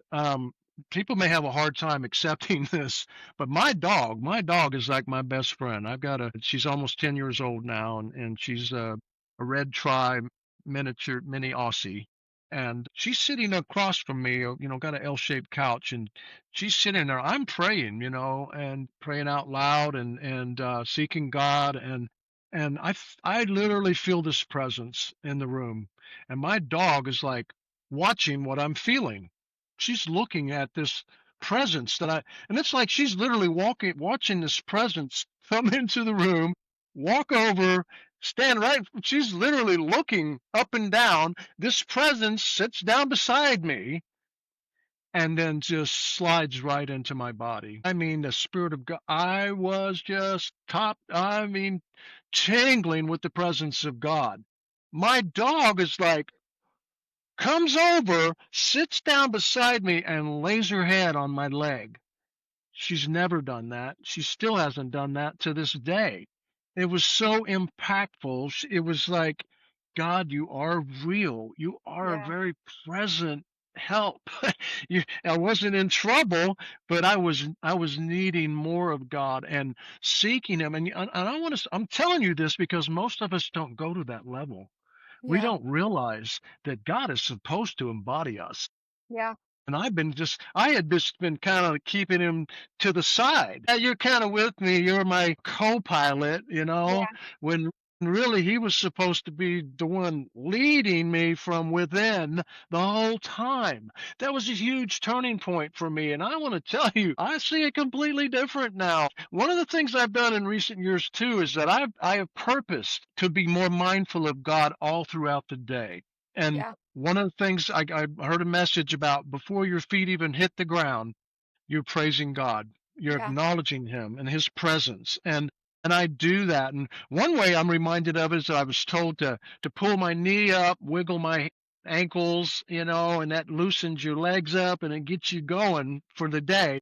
Mhm. Before those feet hit the ground, I'm already praising God. Yeah, I love that. Yeah, but another thing I've done, and I probably read it somewhere, where if you see a penny on the ground or a coin, remind yourself what is inscripted on that coin. In God we trust. It's a Mm. reminder. God, I love you. I trust you. I put my trust in you. And so when I started doing that, I started seeing coins all over the place. It was crazy. And I Yeah. was just reminded of God all day long. And it's still happening to this day. And then take it a step further, one of the things that I did is I used to drink Dr. Pepper. That was my thing. And that's a whole nother subject is diet, which we might talk about that, trying to be healthier. Is that I decided, you know what? I'm not going to drink a Dr. Pepper at 10, 2, and 4. I don't know if you remember that, but that was kind of their 10, 2, and Yeah. 4. Have a Dr. Pepper. But you know what I do at 10, 2, and 4? I have my alarm set on my phone for 10, 2, and 4. So I'm going to wake up. I'm going to pray for my breakfast. I pray for my lunch. And I pray for my supper. And then in the middle of the day at 10, 2, and 4, God, I love you. I praise you. Thank you for all you're doing in my life. And I give him acknowledgement and I honor him. And those timelines all keep me current and present and in his presence throughout the day. And it's I a love beautiful that. thing. It's I amazing. love And that. if we're not doing that, we're going under our own strength and power Yeah. a lot, Yeah. you know? That's true. That's And the truth. I'm telling you, Jenna, that's been huge, and That's and I awesome. hope that helps somebody because we need more of him, not less. And Oh, yeah, you know, for we sure. I you mean, know, and isn't it so cool when, like, when you actually start looking for God, he shows up everywhere, it's and it's just incredible. God wink after God wink after God wink, but when we Wow. allow the enemy to get the blinders on us, we don't see any of that, right? We're just thinking about the hard times and this isn't going this way, and I need this, and I've gotta have this much money to pay this off this month, but when Yeah, we have our focus on Jesus and the cross and what he has done for us, just like yeah, you're talking about, it changes our whole entire day, right? Like, our it schedule's different. We're yeah, a different yeah, person. I love that. yeah, That's gonna yeah, help somebody. That was awesome. I and love that. And you know what? We just need to be happy, Oh, yeah. joyful, and Mhm. and you know, and that's what the love life is. It's a good thing, Yeah, and goodness comes to you when you're constantly, in His presence, because God is yeah, good. Let yeah. me tell you that I got to share this with you, and this is a picture of a leaf. This leaf was found under my pillow 2 nights ago. I actually Right? saw your post. Did Yes, you see that? Let yes. me read If what it you, said. yeah, go ahead, read Leaf it. A leaf under the pillow is a symbol of new opportunities, happiness, and hope. It can also be a symbol of creativity and spiritual awakening. I'm like, wow. Thank you, Lord. Yeah, More confirmation that God is working on my behalf. He's showing, come on, you know what? My pillow on my bed is at the very furthest point of the house, far away from any leaves. I mean, it's just mind blowing to me that even occurred. And then it didn't get broken. It was yeah, under my pillow all night long. It's like, what? Wow. I don't I that's just miraculous to yeah. me. That's And then that's how God works. yeah, I was just about to say that's how personal God is, Yeah. and just like he can go put that leaf under your pillow, He can wipe Yeah. out that cancer from your body just like he did. Yes. So I Yeah. want I want to lead into that Okay. with where you're at now and what God has brought you through and the testimony you have because of that now. But before we jump into that, I just want to say and have on record, isn't it crazy how we have, and there's a pattern here, right? So this is for anybody who's new to their journey with Christ or they're thinking about jumping in or whatever. 1010 recommend that you do it. There's no outs on it. So you're never going to hear me say don't do it. So do it, but be prepared because just like you said, what was it about 10 years ago is when you really started seeking God and wanted to be filled with the Holy Spirit. Yeah. What did the enemy do right after that? He attacked you, Yeah. and he attacked you hard, and it didn't Yes, it just did. impact you, it impacted everyone around you that you love. Yeah. So, and there's actually an episode that I just covered talking about this, episode 11, I believe. It's "Don't Let the Enemy Win," but it's knowing that when you get that victory or when you get your that journey started with God, you have your relationship and you want to pursue that, be on guard because the enemy is going to come after you like never before because now you have a target on your back Yeah. because now you're a threat. Before Right. you weren't a threat to his Yeah. darkness and kingdom because you were falling right into the worldly things. But now that we've switched and now that we're pursuing righteousness, and that doesn't mean we're ever going to be perfect because we're not, but we are actively daily pursuing that righteousness of God and what he has for us. Now you're a target from the enemy. And isn't that crazy how you had that encounter, on your Yeah. couch, and then Yeah. now you're a target for the enemy, so now he's gonna come after you. So I did just kinda wanna jump back and tie that together because I think that's very important for the audience to know that it's not all rainbows and sunshine once you give your life to Christ, right? Like, you're in a whole new battle, but the Right. thing is you will never lose that because you have God and he is victorious. So Yeah. transitioning now to where you're at now, tell the audience, what happened, what you had to go through, and then where you're at now and the testimony that God's brought forth through that trial. Yeah. Ironically, you're right. And that's a whole other part of the story. And certainly my life hasn't, even with Christ, we've had our troubles. And we come through those. But when you have a health crisis, that's pretty serious tribulation. I think I was having this issue developing. Ironically, now that you say that, probably right at that time I came under attack. I started, I was occasionally passing blood, in my urine.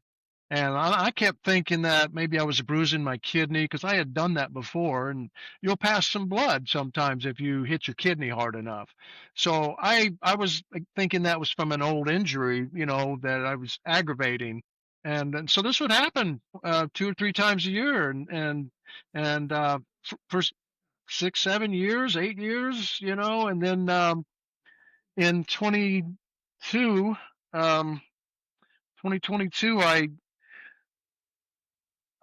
it got it got to be more, and so I went to the doctor. Everything checked out, and trust they run didn't really show anything, and and then it happened again, and he's like, you know what, I think you need to go see a urologist. And I said, well, you know, about the bladder, I think I got a kidney problem. But it was my bladder. Sure enough, I go to the urologist. They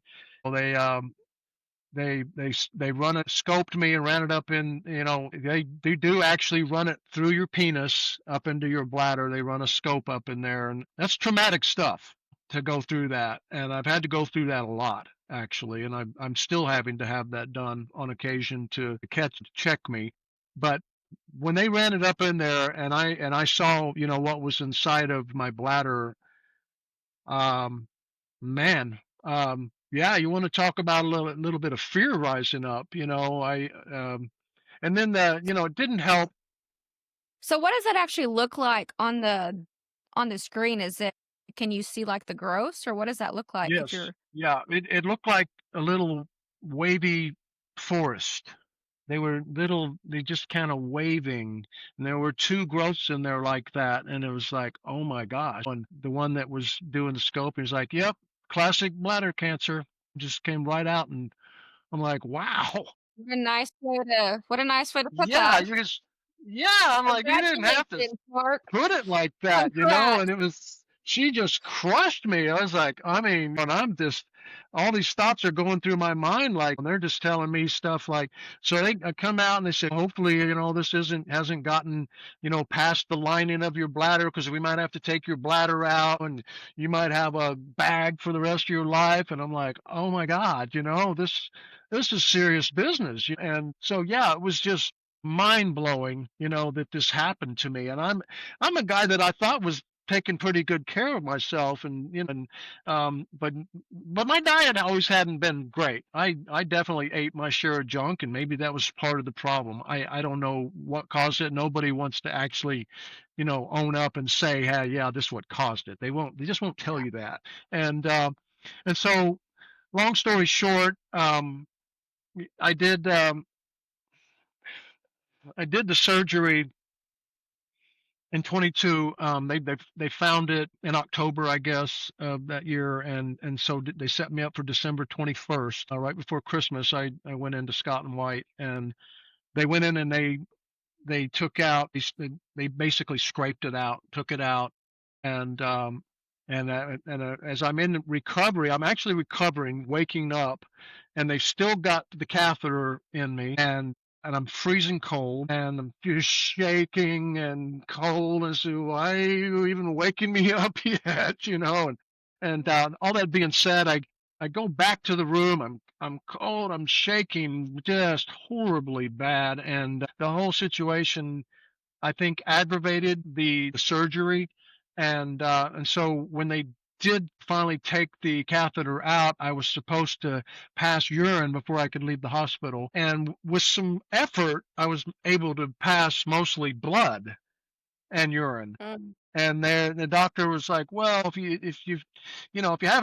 feel like you want to go home, you can. We'll keep you, but as long as are able to pass urine, you can stay home. But if you have any problems, you may have to come back." Well, I went home and I made it through that night. I made it through the next day, and the next night was absolutely pure hell. I couldn't pass urine at all. And I started to just fill up. And I mean, by morning I called him up, said, man, I think I need to come in. I can't pass, any urine. And my wife had gone, to the store, and I called her, said, you need to come home now. You got to get me to the hospital. And she got me to the hospital, and oh, it was horrible. I mean, what I went through, I wouldn't wish this on. I don't have enemies. I wouldn't wish it on anybody. yeah. I don't. So they ended up getting the catheter in me, and blood splattered across the entire room. The whole Oh room my was God. splattered with blood. It was insane, and then that catheter wasn't big enough. The blood clots were too big, so they had to take that out and put a bigger catheter in. And then I ended up in the hospital for 3 nights, miserable, just miserable. A catheter is not a good experience at all. The Every so often they would have to come in and flush me because it would clot, and then when it would clot, it just put me in agony. I felt like it was a crucifixion of a sort. Yeah. Well, I just I was I couldn't escape. I was staked in a sense, and I couldn't get up and walk away from that situation. And I through all that, I tried to keep my faith. I was just trusting God that this was for a reason, that I was going to come through this to try to help people to not have to go through what I was going through. Yeah. And that has been my heart, and that's been my goal, is try to help people to change some things in their life so they won't have to go through a similar situation. But thankfully, I ended up going home with the catheter for one more day, came back, and then they used that catheter to put chemo in my bladder, and then took the catheter out. I had 7 treatments in the bladder, chemo, um, catheter every time. 6 months later, I went back. I didn't see it, but the doctor swore he needed to go in and scrape it out again. So they scraped me again. I didn't see anything, and I didn't bleed a drop after that. Question whether he really scraped anything or not. So you got to Hard to wonder know, about honestly. really, I guess they write that bill up a little bit different. So anyway, no slam on the medical profession, but anyway, I suppose that kind of stuff, maybe there was a little bit of scraping possibly. But long story short there, this will be 3 years, this December that I've been clean. There's nothing in my bladder. But the crazy thing about that was when they were doing the scans, they saw a spot on my lung, and the primary doctor I had at that time wasn't really helping. He ended up dropping me about the time I inquired about that. I said, "Well, haven't we addressed that situation?" And so I had to find another doctor.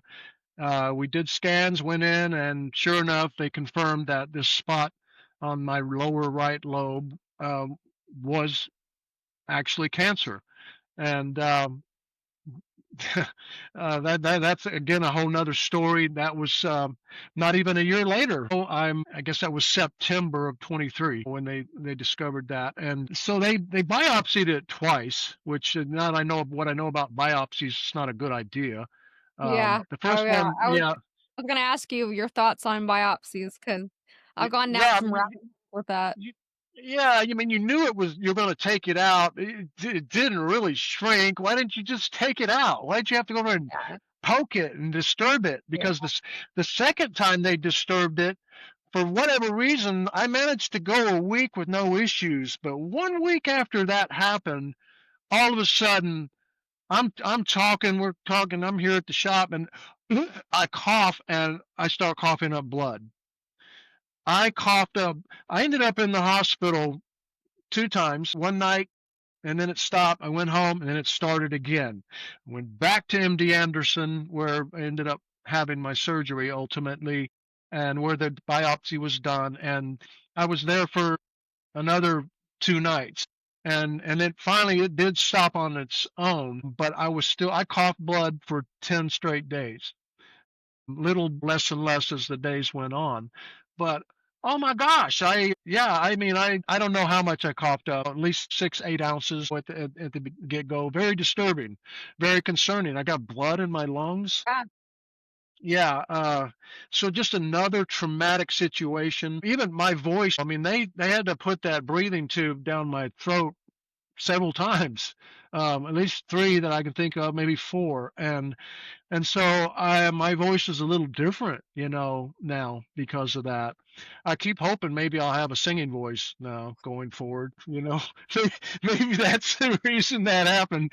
But we'll see about that. But I can still sing in the shower. But but anyway, it's just crazy where we are right now as far as health goes, Mhm. right on the cusp of breakthroughs we are as a society. And so I was dealing with the reality that modern medicine is under question is when it comes to Yeah, cancer treatment, and chemo and all that. And I didn't want to do chemo. I just didn't feel good about it. I just didn't. Everything I was reading about it was saying, "Don't do it, don't do it. It's what's killing people. It's the poison." And there's better ways, but nobody's really receiving that. But because of the internet and this information superhighway that we have, there's information out there now.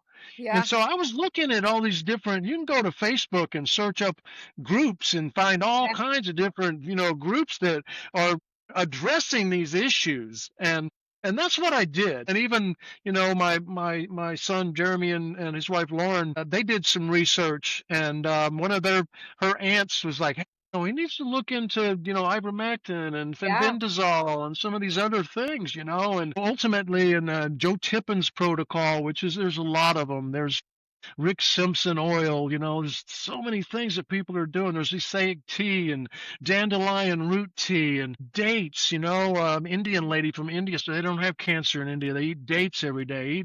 Eat 3 a day if you can. And apricot seeds. There's a seed on the inside of the seed. I eat three of mhm, those every day. And so many things that we can do that are actually supposed to cure cancer.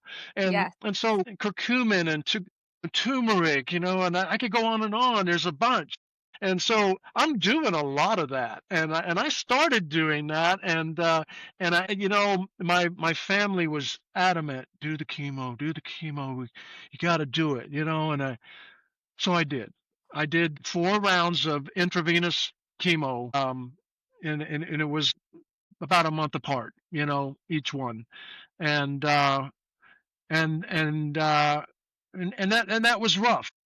It seemed like about the sixth or seventh day, you felt like you had the world's worst hangover or something. You Yeah. just felt horrible. You felt like you wanted to throw up, but you weren't. I didn't, but just I remember my, granny, Penny Fogel, when she had breast cancer. I remember how that was just it was brutal, but yeah, yeah, yeah. praise God that both of y'all are still here today. Yeah, so I did it. I came through it. Towards the end of that, the very last one, it was in December that I did the last one. My surgery was January 2nd, the day after New Year's, of all things. That last one, I felt like it impacted my heart, and it didn't feel. I mean, it really concerned me, and that's another story I'm going to tell you about here in a second. But so I finished all that chemo, and I was like, that chemo's it's not good. That's bad news. And so I did the surgery, and we drove down on New Year's Day, and we stayed right there on the grounds of the hospital. They actually have a place there where you can stay at the hospital, and they did the surgery. They took out the right lower lobe, um, and 13 lymph nodes. They were going to take out one or two. They took out 13 lymph nodes. I'm like, what? And they said, we think we, got it all. So has that impacted your, like, your lymphatic system with getting rid of Well, toxins and stuff? come to find out, we have bunches of lymph nodes in Mhm. our body. So I'm thankful for that, because I was like shocked. I was like, how many do you have? I mean, it's a lot. I don't know. I don't want to throw a number out there, but it's a bunch. Yeah. I think 60, 70, 80, maybe more. I don't know. I could probably ask and find out. How many lymph nodes do we have in our body? 5 to 600 lymph nodes. Yeah. That's That's crazy. insane. Yeah. Wow. And listen, that's how you get information, friends. Yeah, If it you have really a is. question, push the button, ask Siri, and she will tell you the answer on the Yeah. spot. That's how I get a lot of my information, and that's how I found out about the leaps under my pillow. But anyway, I was blown away. They took all that out of me. I was adamant about trying to recover quickly. I was on my feet walking, as quick as I could. But I want to tell you, I'm still healing. That was, last January. It's been a little over 10 months. I've discovered that you got to understand, I was trying to be in the best shape of my life when I went into this, and I was. I felt like, and was running like I was in my 20s. And that's possible. I'm 65 years old, and I was doing 3 sets of pull-ups, 16. 16 pull-ups. I couldn't do that ever in my life. I'm doing this as an older man. Yeah. I like to say I'm middle-aged, but that's what's possible. We can do more than we think we can.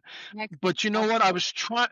I was trying to get back to that, Jenna, a little too quick. And so I caused myself a setback. About a month, after the surgery, I started filling up with fluid, and I didn't know what was going on. I just thought, man, is this normal? What's the deal? I wasn't really doing pull-ups like that. I was trying to do a workout, but I was moving a few things. I wasn't supposed to be doing a whole lot, and it was a little too much. And so I ended up back in the I didn't stay in the hospital. I went in, I got the procedure. Thank God they got me in pretty quick, because I mean, it was bad. I couldn't move. I mean, I was on my back for 2 nights, unable to move. If I moved, it was absolute torture. And they put a needle in my back, and they took out 29 ounces of fluid that Wow. had collected around my lung. They call that a pleural effusion. Um, and that was rough. And there's just a little bit of fluid there, still, but it's enough that I can't do pull-ups right now. I found that out. I had to stop because I was trying to do a few, and I'm capable. I can still do them, but I'm gonna have to build back up as Yeah. this heals completely, and I believe it is almost there. And so I'm gonna get back to that guy, and I want to be an example of what we're capable of. And I even in the state that I'm in now, I'm doing some exercise, just not what I was before. The pleural effusion probably was the biggest setback, and it's just another thing that I've had to overcome. Yeah. So I am overcoming that. I have. I'm moving on. I've been checked. They've gone had two checks where they do a PET scan. No sign of cancer. Listen to this. Also, last fall, there was a spot on my prostate that they were watching. Well, there's a I spot here. remember You have that. to keep an eye on this. And so when they did this scan in June, I guess it was, well, that spot on the prostate's not there anymore. Yeah. It was gone. Praise God. Okay. So I believe the protocol that I've been doing with eating healthier, by the way, not just all these supplements, eating healthier, the Yucca app, YUKA, is what I use. You can scan food products. It tells you 0 to 100 if where it stands. Yep. If it's less than 50, it gives you better options. Yep. They're often the same food, just one that's 100 instead of 20 or 10 or 2 or 0. Bunch of the food we're eating is straight up 0. Quit Yeah. eating cheese puffs and all these things that are ah. So anyway, It's scary too because a lot of this, well, most of the things they have at the stores, because that's one of my favorite apps that I use on the daily almost on my phone is the Yucca or Yucca, however you pronounce it. But yeah, it's I think crazy it's to yucca me for food. because Yeah, you can go to the store and things that are displayed as healthy and organic right. are rating 0 to 36. Yeah, We are so being lied to.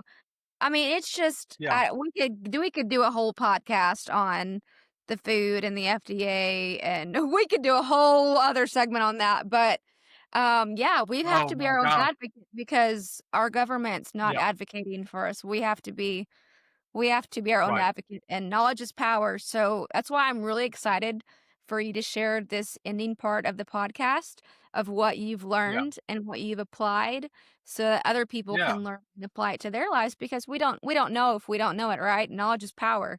So That's I'm right. really Yeah. excited that you're getting to share this part.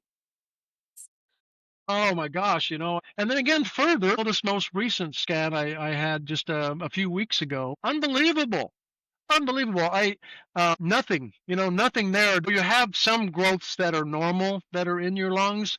They're all shrinking. They're decreasing. Then Yeah, the other part of this too that I'm leaving out, they wanted me on the chemo pill for 2 years. I took it for 2 months. of I course they quit did. it.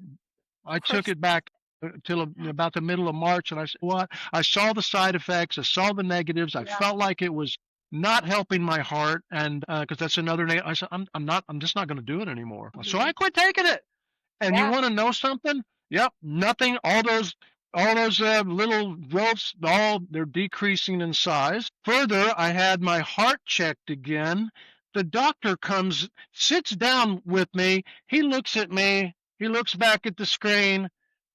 He's like, he doesn't know my history. I want to tell you something. For most of my life, they've said you got something going on, and there's a little calcification issue here going on, and we're going to have to watch this. This is probably going to be a problem for you later in life.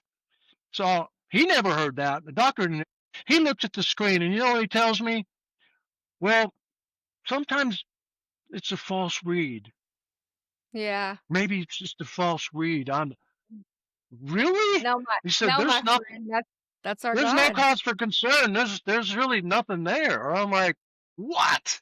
Yeah. I'm like, why don't you just call it what it is? I call that a miracle. Is Yeah. what I call that.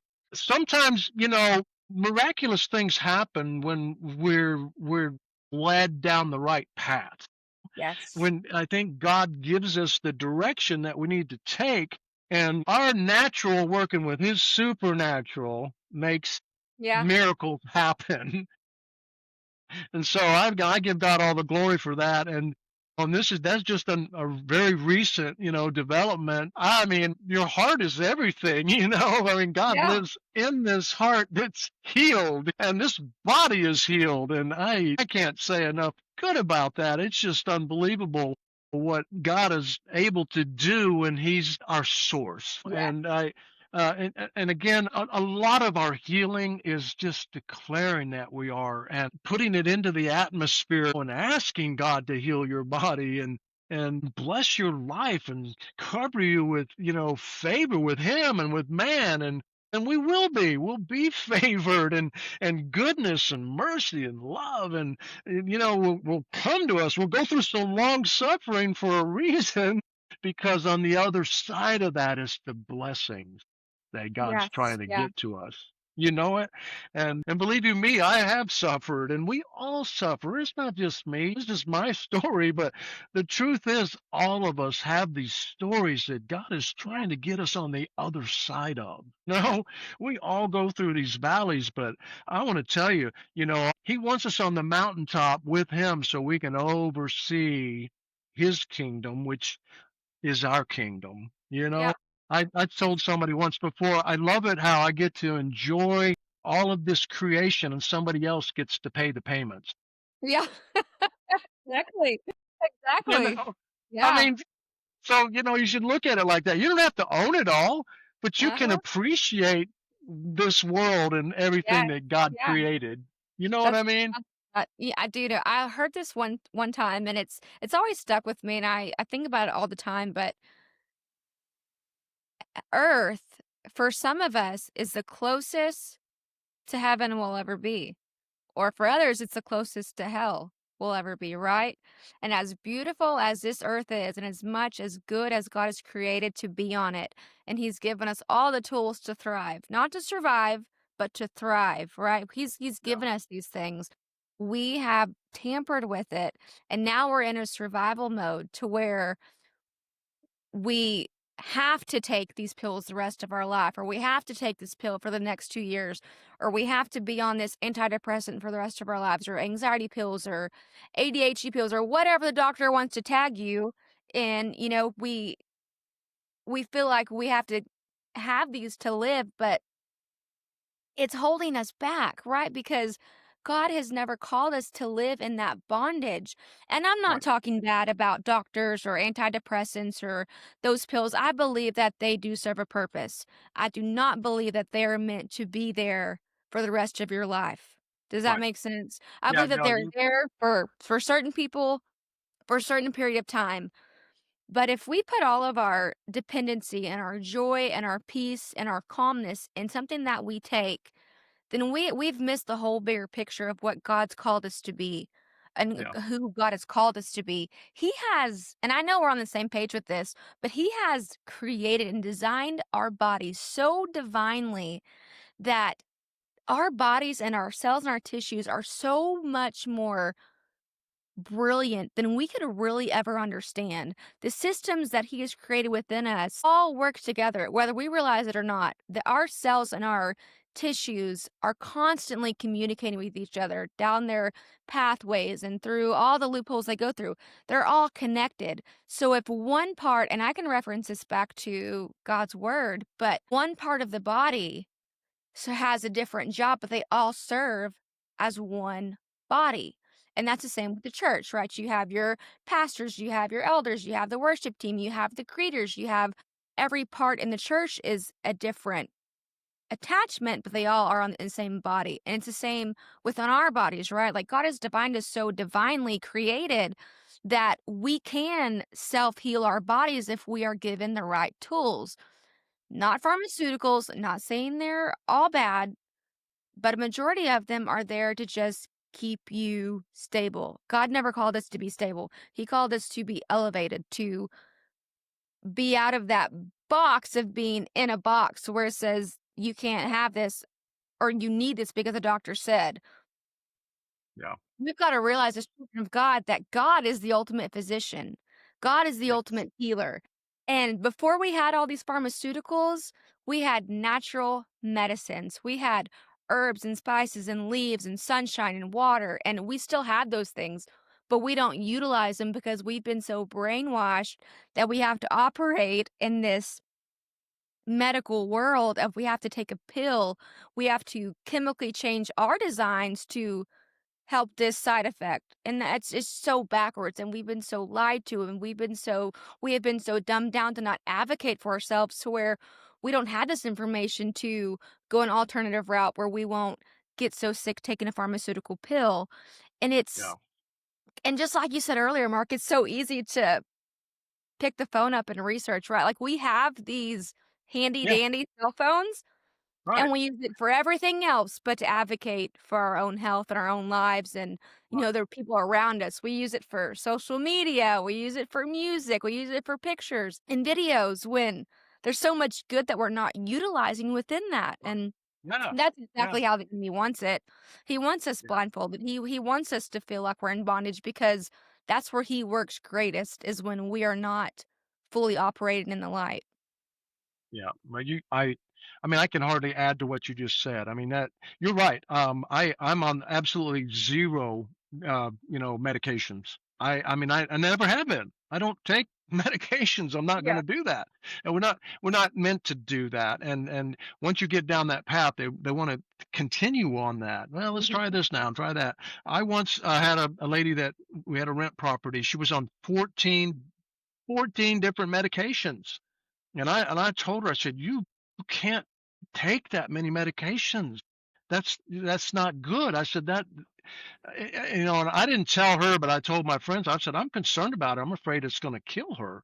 Yeah. And sure enough, she was dead just a few short months later. That I believe those medications took her out. That's again, it's a very deep subject. The bottom line is what you just said is that we can advocate for ourselves. I asked my wife had a headache the other day in a certain spot, and I said, "Hey, how do I address this particular headache, where it was bothering her?" It gave me solutions for that. A lot Yeah. of times it's just we can actually hit pressure points on our body. Mhm. We can actually. And I think I mentioned to you, I wrote a little short story about, I call it the 5 minute miracle, where just a husband and wife take turns giving each other a 5 minute rub down, work on the shoulders today, and then, oh, tomorrow it's your turn. All right. Yeah. And the next day it's my turn again. And you kind of swap back and forth Yeah. and you work out these trouble areas for each other. And and we've done this 4 or 5 times over the years. It's been huge and so helpful. I'm telling you. And even now, we've started back up again, and I think she's getting the better end of the deal than I am. But that's because I love her, and I'm giving her a little more. But it's huge. It's massive. Just touch is so powerful. It's Yeah. so needed. And recently the bottom of the foot. All those nerve endings run throughout your whole body. That's a massive area that you can kind of rub from the bottom of the foot in the middle. Like this, and I Mhm. found a knot in the bottom of her foot and was able to rub that knot and was as rubbing on her foot and came back to the knot and it was gone. The knot just disappeared. And that's what's possible. We have to work those problems out by touching them, addressing Yeah. them. Yeah. It, True. it's the same thing with our fears. Mhm. It's something you address and you Yeah. you eliminate it by addressing it. So yes, we can do so much for our health and you know food, diet, touch, exercise, movement, action. All these things are just part of what makes us thrive, and Yeah. and you're just going to have a better life when you pay attention to all these critical areas of life that many of us are, just going through the motions of life, and it's not a very fulfilling life Yeah. because most of these areas are lacking. And I want to tell you, as far as diet goes, man, you feel so much better when you have good nutrition come into you. Your body just feels good. I was very aware, artificial sweeteners, some of these other additives, MSG, I could feel it in my fingers. Yeah. I could Mhm. feel that. It was like a stiffening, going on, and it obviously was not good. So I don't know that. any of these. What was the cause of my bladder cancer? My lung, possibly I got exposed to asbestos over the years, and it's very likely, that happened. But again, we have to minimize our exposures. We we have to the point where we have more good coming into us so that those negatives aren't building up. And Yeah. if you have, then they have it, then your body has a chance to actually expel them and get the toxins out. There are things that, we can do to remove those toxins. And again, honestly, that's where ivermectin and fenbendazole and some of those things, they're really like, whether people realize it or not, we have parasites. Yeah. And The detoxers. that's a parasite Mhm. cleanse, and it's Yeah. it's debatable. People say, "Oh, that's not what causes cancer," but it's very likely that the parasites are Yeah. the cause of the cancer. So if you can eliminate the parasites, and you Yep. eliminate the source of the Yep. cancer. And parasites love sugars, carbs, processed foods. I mean, they love everything that's bad for us that tastes good, Right. right? Exactly, of course. But I'll say this. What's to me, it's exciting to find other options for food sources. Yeah. And so so we've changed our diet so much that, a lot of times I'll tell you one of the things that I'll do is sometimes just as a last snack, I'll make a fruit salad. I might even just fill my mouth with the blueberry, strawberry, some pecans. Got pecan Yeah. trees, and a date. Get the seed out of it first. You just a piece of a bite of apple, and then just a squirt of cream. Mhm. And then just to get and maybe a little dark chocolate, which is supposed to be healthy. And but a lot of times I actually make a fruit salad. That's healthy. But you can make one in your mouth if you want to, and it's just a little quick treat. But Yeah. another thing, cereals. Kashi is a cereal that I discovered recently. Kashi. Most of their cereals are 90 to 100, Oh, and awesome. Awesome. yeah, and it's delicious. So it's an option. I use coconut milk or silk milk. They're little healthier options. Um, but just stuff like that. Bread is another example. Dave's Killer Bread are pretty much all 100 out of 100. Mhm. Ezekiel bread is another one that is the same. Unbelievable. I mean, the bread we were eating was like a 22, 24, or something like that. Yeah. Bad. I mean, literally, if you look at, and that's the thing about the Yuck app, you can look at what it says as far as the ingredients, Mhm. the concern, and it tells you this can cause heart disease, this causes Yeah. cancer. And it literally breaks it down. And Mhm. if you're seeing that, why would you? See, my battery's getting low. I don't know if I'm good though. But oh, low storage. Oh, anyway, yeah. Why would you do that to yourself when you have better options? I think So I could, yeah, that Yucca app just gives you the better choices. Bottom line, and usually almost the same thing. So that, I mean, that just makes sense to do that. I can't imagine knowing something can cause cancer and you're going to keep eating it still. Why would you do yeah. that? Yeah. I know. I think it goes back to the beginning of this, the very first of this podcast of people think something's got to kill me anyway, so I'm just going to live like I'm just going to do it because something's going to kill me anyways. Yeah, It's not a great way to insane. live, right? It's No, not a no. Oh, no, we don't need years and decades taken from our yeah. life. and Well, I don't want to and live just to die. I want to live, and then I want to have eternal life after that. This is not the Sure. end for me, right? Right, right. And you know what? This life's a gift. It's short. So we need to Mhm. live this to the full and appreciate it. If you could leave the listeners with one thing today to take away from the spiritual side of this, and then obviously the physical side of the health part, what would you leave with the listeners today? Well, the fact of the matter is, I made a post recently about that, and I think God was trying to get me to point out to people that we get to occupy a body in this Mhm. life. And ultimately we can choose what kind of spirit that we're going to be. are a spirit that gets to occupy this body. Because when this body falls down with no breath left in it, the only thing that's going to remain is who you actually are, which is a spirit. And we aren't really, we don't hear that way a lot. And so we can have a choice to be a good spirited person, or we can let the evil side take precedent over our life if we allow it to. And there's certainly been times in everybody's life where we make some wrong choices. But I think at the heart of most of us is genuinely a person that's trying to be a good person. And truthfully, the only way that you're going to really fill this body with the fullness of a good spirit is if at the heart of it is the creator of everything, and that's God, who is a spirit, and he created us through his spirit to be spirits with him, that we can embody each other. Like I shared earlier, his spirit intertwines with us.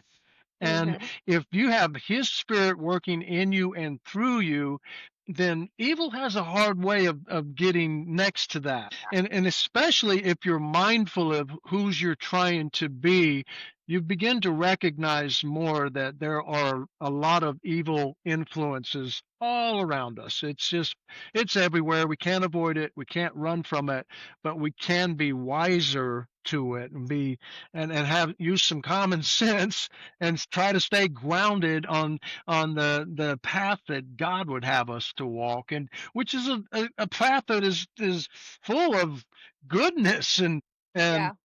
fruitful, and every good thing will abound towards you when your spirit is aligned with God's spirit. That is, it just to me makes good sense. I want to be a good person, and I want to encourage other people to do the same thing. And it really starts with nurturing your spirit and being mindful that that's who you are. And if you're going to live forever, which I believe you are, and we'd all like expect have that expected end, well then embrace that spirit that you are and make yourself the best person that you can be through Christ, and be joyful in that and thankful that you have a future and a hope. Yeah. And I could say a whole lot about that, but I'm a changed person because of what God's done for me. My life, I'm excited for the future. On this earth, I probably have less days in front of me than I have behind, but you know what? I know that tomorrow is going to be better than the day before, and then day after that, because every day I'm more and more thankful for this gift that I've been given of life, and I'm going to live it to the full, and I want you to as well. Yeah, that was beautiful. Thank you so much, Mark. I'm so grateful that you are so willing and so just you're such a joy. You've always have been, and I'm so glad that you could jump on here and share your testimony and your knowledge that you've gained through all of this process. I'm so happy that you could join us today as our special guest. It's all the difference in having your foundation as Jesus, and that's what I was missing for the first 27 years of my life, was never fully surrendering and really living who he's called me to live. But now that I have stepped into that calling and I've surrendered, it's just been a complete game changer. And I wish I could have got on board earlier. I would have certainly dodged a lot of life's trials and stuff that I've caused myself, living in that sin. But God has a beautiful way of turning it around and making something really beautiful out of the ashes and things that we think's broken. It's nothing but a little time, little shifting that God can do and bring it all back to one piece. So it's definitely been a blessing that I've had to walk through all this. So there's been a lot of good to come out of it. And Rise and Sea was birthed through that trial and tribulation. And so I just can't help but be thankful. And I know that God's not done. He's going to finish what he started, and complete healing it's on its way, and it's here. It's coming. I know God's going to finish it. Well, with that being said, thank you guys so much for joining us on Rise and See. Come back next week for another episode. Until then, take care, guys, and be blessed. As we close, we want to honor a woman whose life shaped a deep part of Mark's journey, Johnny Jane Ratcliffe. Mark's story is not defined by one tragedy, but woven through it all is the imprint of his mother, her life, her love, and the way God is redeeming even the darkest chapters. In her final moments, Mark told her they would meet again in heaven. Today, that promise steadies his healing, not as pain, but as hope anchored in Jesus. This episode is dedicated to Johnny Jane Ratcliffe.